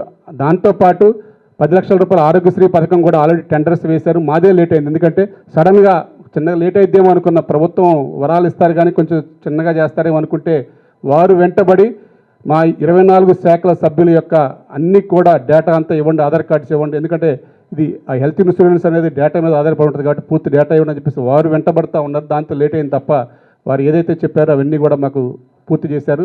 ఇంకా నిర్మాతల విషయం వచ్చేసరికి ఎందుకు గురుగున్నారంటే, కార్మికుల పక్షాన్ని నిలబడ్డం, ఏకపక్షంగా నిలబడ్డం, వేతనాల పెంపు విషయంలో 19 రోజులు నిరవధికంగా షూటింగ్లన్నీ ఆగిపోయిన విషయం కూడా మీ అందరికీ కూడా తెలుసు. ఇక ఆ విషయంగా చాలా కోపంగా ఉన్నారు. అది కాక వాళ్ళ ఆదాయంలో నుంచి 20% తీసుకుంటున్నామంటే ఎవరికైనా కోపంగా ఉంటుంది. ఎందుకంటే స్ట్రైట్గా ఆ ఉన్న 3 రోజులే వాళ్ళకి బాగా వచ్చేది, టికెట్లు పెంచిన ఆ పెంపులో వచ్చే డబ్బు. ఆ డబ్బు కూడా మా సంక్షేమానికి, కార్మికుల సంక్షేమానికి తీసుకున్నాడు, వీడియో వచ్చాకనే ఇవన్నీ జరుగుతున్నాయని చెప్పేసి నా మీద చాలా గుర్రుగా ఉన్నారు. కానీ ఏదేమైనా మీరు కార్మికుల గురించి ఆలోచనే తప్ప నా వ్యక్తిగతంగా ఏమీ లేదు అక్కడ, మీకు కూడా తెలుసు. ఏదైనా కార్మికుల సంక్షేమం కోసం వారు ఎవరు ఎన్ని అనుకున్నా అలాగే కొట్లాడతాను. అలాగే చిత్రపూర్ గురించి కూడా అలాగే కొట్లాడి ప్రాజెక్ట్ కంప్లీట్ చేస్తాను. సార్, ఇది ట్విన్ టవర్స్ మీద భారీ ప్రాజెక్టుల పేరుతో మొదలుపెట్టినప్పటికీ అంటే అన్యూనంగా ఛాంబర్ పెద్దలు కావచ్చు, ఇండస్ట్రీ పెద్దలు కాంట్రాక్టర్లు మార్చడం వల్లనే ఆగిపోయిందని చెప్పేసి అని అంటున్నారు. దానికి మీరు ఏం కారణం కాదు? కాంట్రాక్టులు ఎవరు మార్చలేదండి మేము. అంటే అన్యూనంగా కాంట్రాక్టర్ల వల్ల ప్రెషర్ కూడా ఉంది, ఛాంబర్ పెద్దలు లేకపోతే ఇండస్ట్రీ పెద్దలు. అసలు ఒకటే అండి, ఛాంబర్కి చిత్రపూర్కి ఎటువంటి సంబంధం లేదు. ఫస్ట్ క్వశ్చన్, ఇది క్లారిటీ. ఒక్కటే, ఛాంబర్ వేరు, చిత్రపూర్ వేరు. ఛాంబర్ రాజకీయాలు ఛాంబర్ వరకే పరిమితం, చిత్రపూర్ రాజకీయాలు చిత్రపూర్ వరకే పరిమితం. నేను అక్కడ ఫెడరేషన్లోగా ఉన్నాను కాబట్టి ఛాంబర్తో అనుబంధంగా ఉంటాను. ప్రతిరోజు కూడా కార్మికుల సమస్యల కోసం ప్రతిరోజు కూడా ఛాంబర్కి వెళ్తూ ఉంటాను. అదే కాక ఈ చిత్రపూరి ఏ సమస్య వచ్చినా, ఇండస్ట్రీలో ఏ సమస్య వచ్చినా మనం ఏదైనా పెద్ద దిగ్గా అనుకునేది మన ఫిల్మ్ ఛాంబర్. ఫిల్మ్ ఛాంబర్లో ఉన్న నాయకులు సమర్థవంతులు అయితే వారు అన్నింటిలో కూడా ఇన్వాల్వ్ అవుతారు, సమస్యలు పరిష్కరించడానికి ముందుకెళ్తారు. ఆ విధంగా భరతభూషణ్ గారు ఈ చిత్రపూరి ఏదైతే ప్రాజెక్టు ఉందో ఆ ప్రాజెక్ట్ పర్మిషన్ విషయంలో మాకు చిన్న అడ్డంకులు ఏర్పడితే వారి దగ్గరికి వెళ్ళడం జరిగింది. ఆ విషయంలో వారు సంపూర్ణంగా హెల్ప్ చేశారు కాబట్టి ఆ పర్మిషన్ వచ్చిందని మేము సభాముఖంగా చెప్పగలం. అంతేగాని దానికి వారి ఛాంబర్ రాజకీయాలు వాళ్ళకి 100 ఉంటాయండి. వాళ్ళ రాజకీయాలను ఇప్పుడు కూడా చెప్తున్నా, ఛాంబర్కి చిత్రపూర్కి ఎటువంటి సంబంధం లేదు. ఛాంబర్ రాజకీయాలు చిత్రపూర్లో వచ్చినా ఊరుకునేది లేదు, చిత్రపూరి ఛాంబర్లో వస్తే మీరు ఊరుకోవద్దు. ఫెడరేషన్కి ఛాంబర్ అంటారా, ఇవి వేరే ఉంటాయి. కార్మికుడు అక్కడ వేరు, ఇక్కడ రాజకీయం, ఇక్కడ నేను అధ్యక్షుడిని, అక్కడ నేను అధ్యక్షుడిని కాబట్టి ఒకదానికి లింకులు పెట్టి మాట్లాడుతున్నారు. ఏదేమైనా మేము ఒకటే చెప్పాం, ఛాంబర్ ఆధ్వర్యంలో ఉన్న ప్రతి ఒక్క కార్మికుడికి ప్రతి ఒక్క అందరూ ఉంటారండి. ఛాంబర్లో డిస్ట్రిబ్యూటర్లు ఉంటారు, ఎగ్జిబ్యూటర్లు ఉంటారు, నిర్మాతలు కూడా పేదవాళ్ళు ఉంటారు. ఇట్లా వివిధ సెక్టార్ వాళ్ళంతా మన కార్మికుడు ఉంటాడు, డైరెక్టర్ ఉంటాడు, ఎడిటర్ ఉంటారు, ఇంకా చాలామంది ఎవరైతే కట్టుకోగలరో వాళ్ళందరికీ కూడా ఇస్తానే చెప్పాను తప్ప మాకు ఆ ఛాంబర్ రాజకీయాలకి మా చిత్రపూర్కి ఎటువంటి సంబంధం లేదని మేము మరలా చెప్తున్నా. అనవసరంగా మా చిత్రపూర్లోకి ఇన్వాల్వ్ కావద్దని కూడా చెప్తున్నా. G+2 రోజ్ హౌస్లు ఇతర నిర్మాతలతో అంటే ఇతర నిర్మాణాలు పూర్తిగా మీరు అన్ని నిర్మాణాలు కట్టానని చెప్తున్నారు, కానీ కేసులు ఎందుకు పడ్డాయి సార్ దాని మీద? మీ కమిటీ ఏమైనా లోపం తీసుకుందా? మీ నిర్ణయాలు ఏమన్నా తప్పుగా తీసుకున్నారా? యాక్చువల్లీ రో హౌస్ల విషయం వచ్చేసరికి ఏంటంటే మాకు 225 రో హౌస్లకి పర్మిషన్ ఉందండి, G+1 1534 SFTకి. అప్పుడు దీన్ని G+2గా చేసుకుంటే బాగుంటుందని ఉద్దేశంతో ఒక 720 SFT పెంచి గతంలోనే, ఇప్పుడు కాదండి మరలా చెప్తున్నా, 2016లోనే పర్మిషన్ అప్లై చేస్తామని చెప్పేసి మేము సభ్యులకి చెప్పి సభ్యులందరూ ఆమోదంతో G+2కి పర్మిషన్ పెట్టడం జరిగింది. ఆ రోజు నుంచి ఈ రోజు దాకా పర్మిషన్ రాలేదు.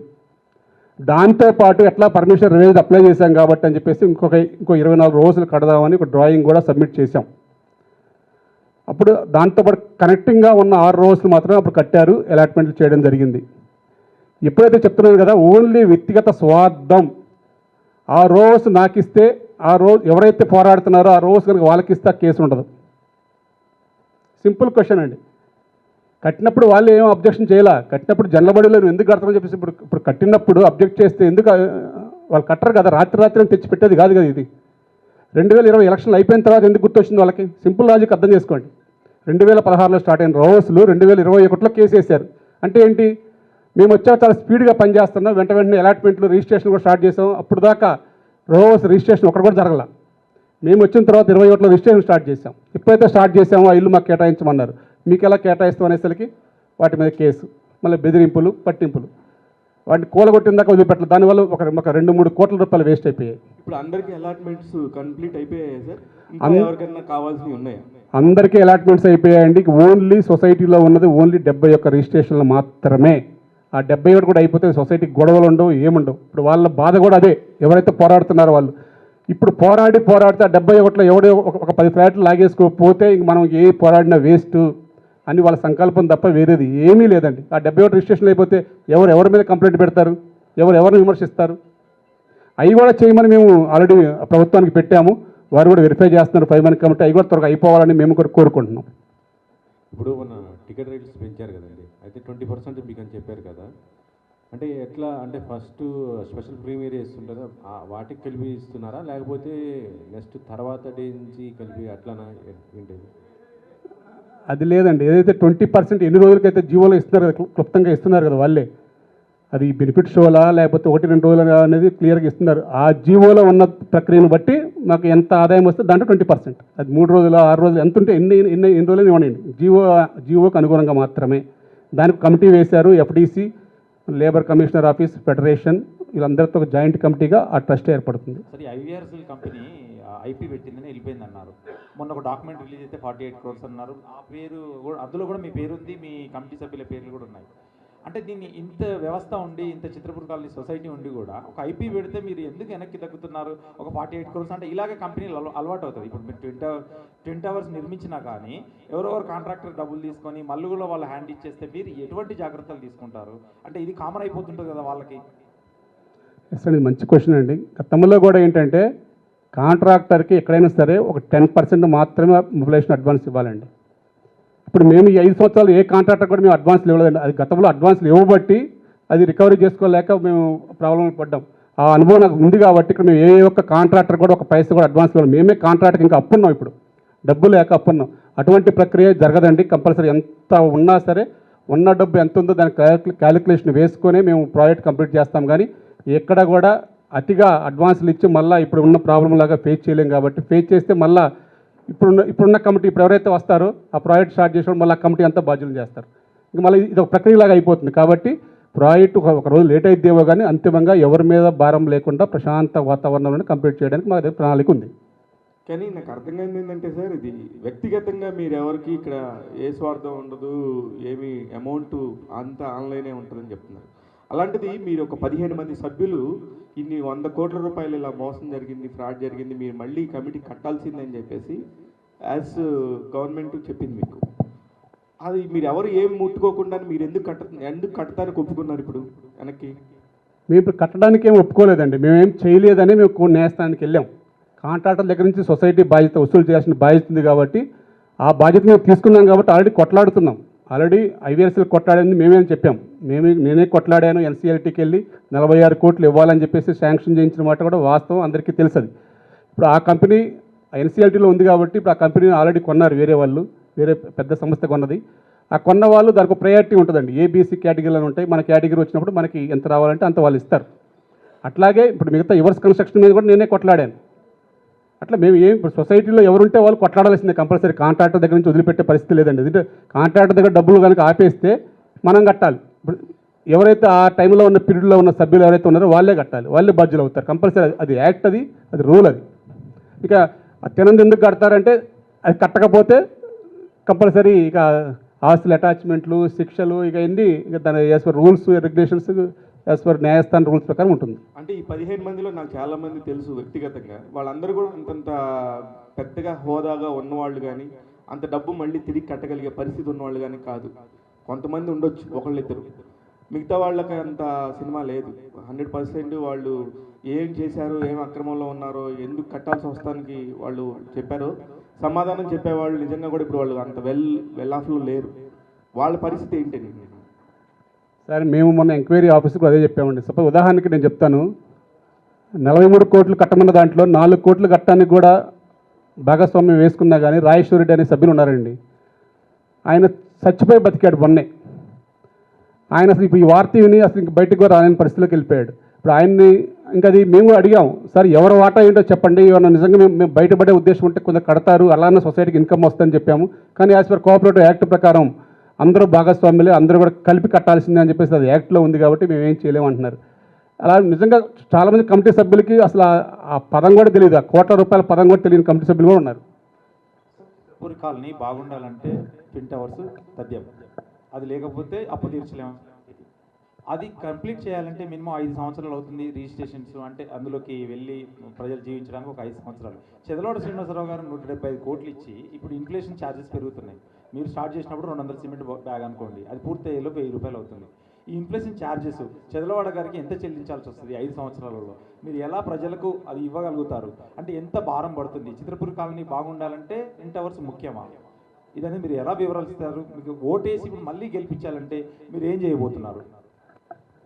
మేము ఇందాక క్లుప్తంగా చెప్పానండి, మేము ఒక్కటే ఆ ప్రాజెక్టు మేము గతంలోనే స్టార్ట్ చేయాలి, కానీ ఇప్పుడు ఫిబ్రవరిలో స్టార్ట్ చేద్దామని ఒక ప్రణాళిక చేసుకున్నాం. ఎందుకంటే నెక్స్ట్ ఎలక్షన్స్ మళ్ళీ ఈ ఎలక్షన్ మూమెంట్లో వచ్చే కాంట్రాక్టర్ భయపడతాడు, ఒక లోన్ ఇవ్వాలన్నా భయపడతారు, ప్రాజెక్ట్ స్టార్ట్ చేయాలన్నా భయపడతారు, బుకింగ్స్ రావడం కూడా భయపడతారు. ఎందుకంటే నెక్స్ట్ అసలు మంచి కమిటీ వస్తా రాదా, మీరు అన్నట్టు నిజంగా 3 ఏళ్ళు కట్టవలసిన ఆ ప్రాజెక్ట్ మేమైతే ఓన్లీ 48 మంత్సేనండి మేము కట్టేది. అయినా సరే దాన్ని 36 మంత్స్లోనే కంప్లీట్ చేసే అంత సిస్టమ్ వచ్చింది ఇప్పుడు. కానీ యాజ్ పర్ అది 51 ఫ్లోర్స్ అండి. అది ఇప్పుడు కొత్త కట్టబోయే ప్రాజెక్టు 2+3+1+45 ఫ్లోర్స్, మొత్తం 51 ఫ్లోర్స్ అండి అది. ఎందుకంటే ఈ చుట్టుపక్కల చాలా హై రైజ్డ్ బిల్డింగ్ కాబట్టి దాన్ని ప్రతిష్టాత్మకంగా కట్టాలి. ఆ ప్రణాళిక అంతా మా దగ్గర ఉందండి.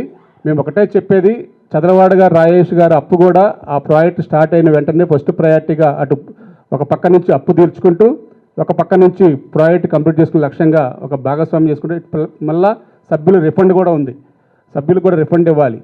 ఆ రిఫండ్ అన్ని బ్యాలెన్స్ చేసుకుంటా ఒక సిస్టమేటిక్గా వెళ్తేనే ప్రాజెక్ట్ కంప్లీట్ అవుతుంది తప్ప సడన్గా వచ్చాయి కదా అని చెప్పేసి మొత్తం కూడా అప్పు తీర్చినా మళ్ళీ ప్రాజెక్ట్ అయిపోద్ది. మొత్తం ప్రాజెక్ట్ కడితే మళ్ళీ మీరు చెప్పిన చదలవాడ గారు, రాజేష్ గారు అప్పు పెరుగుతూ ఉంటుంది.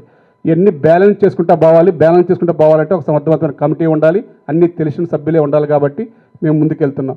మీరు ఇందాక ఇంకోటి కూడా ఒక క్లారిటీ ఇవ్వాలి, అసలు 175 కోట్లు ఎందుకైందని కూడా మీరు మళ్ళీ మీకు సందేహం వస్తుంది. ఓవరాల్గా 175 కోట్ల రూపాయల్లో 80 కోట్ల రూపాయలు ఓన్లీ సభ్యులకే రిఫండ్ ఇవ్వాలండి.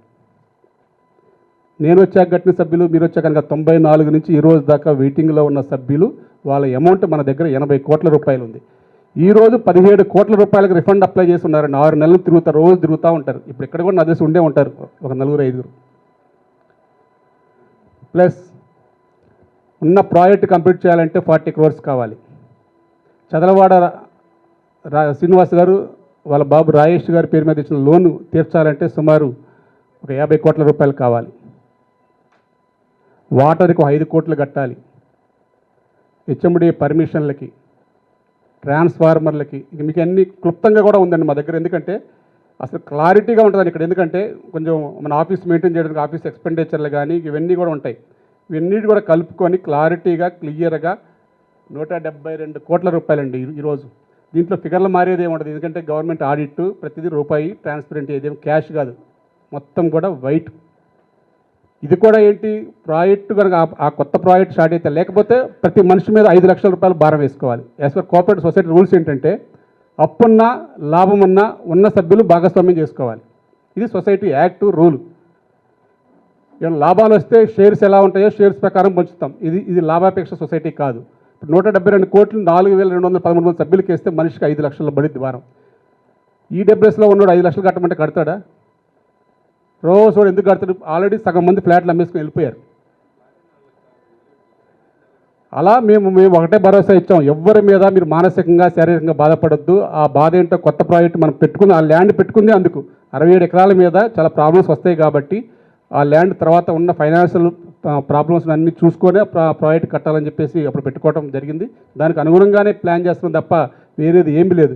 మొన్న అదే నేను చెప్పేది, అసలు ఎందుకు మాట్లాడుతారో అర్థం కావట్లేదు. 175 కోట్లు 45 కోట్లు పోతే 125 కోట్లు అనిల్ చేశాడు అంటాడు. మరి ఈ సభ్యులకి ఇవ్వాల్సిన 80 కోట్లు ఏంటి ఆయన మర్చిపోయాడు. ఎలక్షన్స్ ఎప్పుడు ఉండొచ్చు? ఎలక్షన్స్ మాకు నిన్నటితో అయిపోయిందండి. ఆల్రెడీ ఓటర్ లిస్ట్ వెరిఫికేషన్ కూడా అయిపోయింది. ఎనీ టైం రావచ్చు. అది డేట్ అనేది నా పరిధిలో ఉంటుంది కాబట్టి వారు మ్యాక్సిమం విత్-ఇన్ 1 మంత్ లోపల ఎలక్షన్ ఉంటుందని భావిస్తున్నాం. ఏదైనా సంక్రాంతి లోపే అయిపోవాలనుకుంటున్నాం. లేదనుకుంటే సంక్రాంతి 10 రోజులు టైం ఉంటుంది కాబట్టి మళ్ళీ జనవరి 24 కానీ ఏదైనా సరే ఇక్కడి నుంచి ఒక 30 డేస్ 40 డేస్ లోపల ఎలక్షన్ ఉంటుంది. అంటే ఇంకోటి ఫైనల్ ఓట్లు 4,600 ఓట్లండి అన్నీ కలిపి. మీరు చిత్రపురి కమిటీకి అంటే ఈ సొసైటీకి మీ కమిటీ ఎంత ఇంపార్టెన్స్ అనేది మీరు చెప్తూనే మీ మీద వచ్చిన ఆరోపణలకి ఒక మెమరాండం, అంటే మీ ఆరోపణలు తప్పు అని నిరూపించుకోవడానికి ఈ ఎలక్షన్ కీలకమని మీరు భావిస్తున్నారు? ఎస్ అండి. ప్రత్యక్షంగా ఉన్నా పరోక్షంగా ఉన్నా నేను ఒకటే చెప్పేది, నేను దేనికైనా సిద్ధం. సభ్యులు రెఫరెండమే నేను ఒక భావిస్తాను. నేను చేసిన పని కరెక్ట్ అని నేను భావిస్తున్నాను. వారందరినీ కూడా నేను వారి ఓటు అడుగుతున్నాను.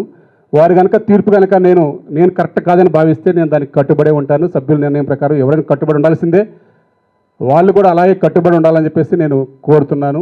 ఏదైనా సరే చిత్రపురి లక్ష్యంగా పనిచేయాలనేదే నేను చెప్పేది ఫైనల్గా. సార్ లాస్ట్కి వచ్చిన ఇప్పుడు 4 సభ్యత్వాలు రద్దు చేసిన అన్నారు కదా, మీ మీద కంప్లైంట్లు ఏబట్టి రద్దు చేశారా? మళ్ళీ వారిని ఎలక్షన్ కల్లా తీసుకుంటారా? మంచి క్వశ్చన్ అండి. వాళ్ళని నేను తీసివేయలేదండి, మళ్ళా చెప్తున్నాను. వారి వల్ల సొసైటీకి జరిగిన ఆర్థిక నష్టాన్ని, వారి వల్ల ఈ రోవస్లు కూలిపోవటం వల్ల రోవస్ సభ్యులు పడుతున్న ఆవేదనని, వివిధ రకాలుగా కేసులు వేసి సభ్యులని ఇక్కడ నివాసం ఉన్న వాళ్ళని పదే యూట్యూబుల్లో ఛానల్లో మీడియా మిత్రుల దగ్గర పెద్దల దగ్గర చిత్రపురిని అభాసుపాలు చేస్తున్నందుకు వారికి నోటీసులు ఇవ్వడం జరిగింది. వారి యొక్క వివరణని పరిగణలోకి సభ్యులకు వివరించడం జరిగింది. సభ్యులందరూ కూడా మీకు ఇందాకే చెప్పాను, ఉదాహరణకి 115 కేసులు వేయటం వల్ల 115 కేసుల్లో ఒక కేసులో ఒక ప్రేయర్ ఉంటుందండి. మీరు 115 కేసులు మీరు తీసుకుంటే డే 1లో ఏది ఉందో ఈరోజు కూడా అదే ప్రేయర్ ఉంటుంది. వేరే ప్రేయర్ ఏమి ఉండదు, చిన్న పదాల మార్పులు తప్ప ఏమీ ఉండవు. కానీ దానివల్ల డబ్బు ఎవరిది? అది అంతిమంగా 110 కేసులు అంటే సుమారు 2 కోట్ల రూపాయలు. ఈరోజు శాలరీకే డబ్బులు లేవంటే 2-3 కోట్ల రూపాయల లాయర్లకి, ఫీజులకి, ఈ ఆర్బిట్రేషన్లకి, ఎంక్వైరీలకి, ఇట్లా ఈ సొసైటీ అంతా కూడా లాయర్లని వాళ్ళు బాగు చేయడానికే తప్ప వేరేది ఇక్కడ ఏమీ ఫంక్షనింగ్ కావట్లేదండి. అంతిమంగా 4 అలా తీసేసామే తప్ప మేము వేరే ఉద్దేశాలు ఇక్కడ తీసేసే అధికారం ఎవరికీ ఉండదు. ఆ 4 తప్ప మిగతా అలా తీసేయాలంటే నన్ను వ్యతిరేకించే వాళ్ళు ఒక 10% ఉంటారండి. ఇప్పుడు అందరిని తీసేయచ్చు కదా, నేను నా పవర్స్ ఉన్నాయి కదా అని చెప్పేసి నేను అందరిని తీసేయచ్చుగా. అది జనరల్ బాడీ సభ్యులు ఉంటారు, కమిటీ నిర్ణయం ఉంటుంది. జనరల్ బాడీ సభ్యుల సమక్షంలో నోటీసులు ఇచ్చి వాళ్ళ రెఫరెండం అడిగి మరీ వాళ్ళు తీసివేయడం జరిగింది. వారు న్యాయ పోరాటం చేస్తున్నారు. నేను ఇప్పుడు ఆల్రెడీ నేనే చెప్తున్నాను, వారికి మెంబర్షిప్ వచ్చినా వారి మీద పోటీకి సిద్ధం. వారికి సభ్యుల రెఫరెండం ఇస్తారని చెప్పి భావిస్తున్నా. ఎందుకంటే వాళ్ళు కూడా ఆలోచిస్తారండి, ఒక ఇల్లు కట్టాలంటే ఈరోజు కష్టం, ఇంత కష్టాల్లో ఉండి కూడా ఒక ప్రాజెక్ట్ కట్టాలంటే ఎంత కష్టపడాలి అని. నిజంగా ఇప్పుడు కూడా చెప్తున్నా, వ్యక్తిగత స్వార్థం లేకుండా ఈ తప్పు చేశావు, లేకపోతే ఇలా ప్రాజెక్ట్ కంప్లీట్ చేయొచ్చు, ఇలా ట్విన్ టవర్స్ కాదు సింగిల్ బెడ్రూమ్ కట్టి ఇంత సేకరించవచ్చు, ఇలా చేయొచ్చు అని సభ్యులకు చెప్పాలి కదండి. మన ఇంట్లో కాదుగా చెప్పుకోవాల్సింది, సభ్యులు నిర్ణయించాలి. అలా వచ్చి నువ్వు ప్రజెంటేషన్ ఇస్తే రేపొద్దున మన జనరల్ క్లుప్తంగా మీకు నోటీసులు రాసా వాళ్ళకు కూడా, ఏమంటే ఇది లాస్ట్ జనరల్ మనకి ఎలక్షన్స్ ఉంటాయి, నిజంగా మీరు కనుక మంచి ఆలోచనతో ఉంటే సభ్యులకు వివరించుకోండి, వారు స్వీకరిస్తే వెంటనే కమిటీ మేము దిగిపోయి మిమ్మల్నే పెడతామని చెప్పాను, మేమే సపోర్ట్ చేస్తామని చెప్తున్నా, ఇప్పుడు కూడా చెప్తున్నా. కాబట్టి నేను సభ్యులను అడిగేది అదే, మీరు ఎన్నన్నా ఇంకా ఎన్ని విమర్శలు చేసినా మేము ఒక డ్రీమ్ అనుకున్నాం కాబట్టి, నేను ఒక పని పట్టుకుంటే పని అయిపోయిన దాకా నేను వదిలిపెట్టను కాబట్టి, అది అంతిమంగా మేము ఏమైతే ఒక డ్రీమ్ ప్రాజెక్ట్ అని చెప్పేసి మీకు వీడియో కూడా రిలీజ్ చేసాము, మీకు వీడియో కూడా వస్తుంది ఇప్పుడు గ్రూపుల్లో. ఆ వీడియో ప్రకారం చిత్రపూర్ణి కంప్లీట్ అయిన దాకా కడదాకా మేము పోరాడుతూనే ఉంటాం, కడదాకా నిలబడతాం సొసైటీకి. కమిటీకి కూడా ఈసారి నేను ఒకటే చెప్తున్నా, కమిటీని కూడా నేను ప్రక్షాళన చేస్తాం కంపల్సరీ. ఎందుకంటే మాకు అనుబంధంగా ఉంటాం కాదు, నాకు అనుబంధంగా ఉంటాం కాదండి, వ్యవస్థకు అనుబంధంగా ఏ కష్టం కలిగినా అండగా నిలబడే వాళ్ళని నేను పెట్టుకునే ముందుకెళ్తా. ఉన్న వాళ్ళకి అలా ఉంటాను అంటే ఉన్న వాళ్ళతో వెళ్తా, లేదు మేము అలా ఉండలేము, ఈ కేసులు భయపడతాం, ఇవన్నీ మా వల్ల కాదు అనుకుంటే కనుక అటువంటి వాళ్ళని కూడా పక్కన పెట్టైనా సరే సొసైటీ కొరకు అండగా నిలబడే వాళ్ళు ఎవరైనా ముందుకు వస్తుంటే వాళ్ళని స్వాగతించుకొని, ఏదైనా సరే మీకు ఏదైతే చెప్పానో ఈరోజు ఆ ప్రాజెక్టులన్నీ కంప్లీట్ చేసి చిత్రపూర్లో ఇక్కడ ప్రాజెక్ట్ కానీ, ఎంఐజీ టవర్ కానీ, క్లబ్బులు కానీ, కమర్షియల్ కాంప్లెక్స్లు అన్నీ కూడా with in 3 years, maximum 3 years, ఒక మీకు 6 నెలల్లోపే ఆ పని అనేది కనిపించే విధంగా ఈ కమిటీ చేయడానికి సిద్ధంగా ఉంది. ఈ కొత్త ప్రాజెక్టులే కాదు, ఉన్న ప్రాజెక్టులు ఎంఐజీ కానీ, రోవర్స్ కానీ, డూప్లెక్స్ కానీ మార్చి తర్వాత మేము స్పీడ్గా చేయడానికి ప్రణాళిక తయారు చేసుకున్నాం. అట్లాగే ఎల్ఐజీ, హెచ్ఐజీ వాళ్ళకు కూడా వాళ్ళ భాగస్వామ్యంతో సొసైటీ అభివృద్ధి చేయడానికి చాలా క్లుప్తంగా ఉన్నాం. ఏదన్నా సరే ప్రణాళిక ఈ 3 సంవత్సరాలు చాలా కీలకమని భావిస్తున్నాం కాబట్టి ఈ కమిటీని ఆశీర్వదించమని మేము పదే కోరుతున్నాను. మీ అందరూ కూడా ఆశీర్వదిస్తారని చెప్పి ఆశిస్తున్నాను. సార్ అనిల్ గారు సార్, ఇన్ని ఆటిపోట్లు ఎదుర్కొంటున్నారు, విమర్శలు వస్తున్నాయి. ఎప్పుడు చూసినా మీరు చాలా గ్లామర్గా అనిపిస్తారు, మీ ఆరోగ్య రహస్యం ఏంటి? అంతిమంగా ప్రాజెక్ట్ కంప్లీట్ చేయడం లక్ష్యంగా నాకు కూడా బాధ ఉంటుందండి. నా బాధ నాలో ఉంచుకుంటే తప్ప ఎవరిని బాధ పెట్టను, అదే నా సిస్టమ్.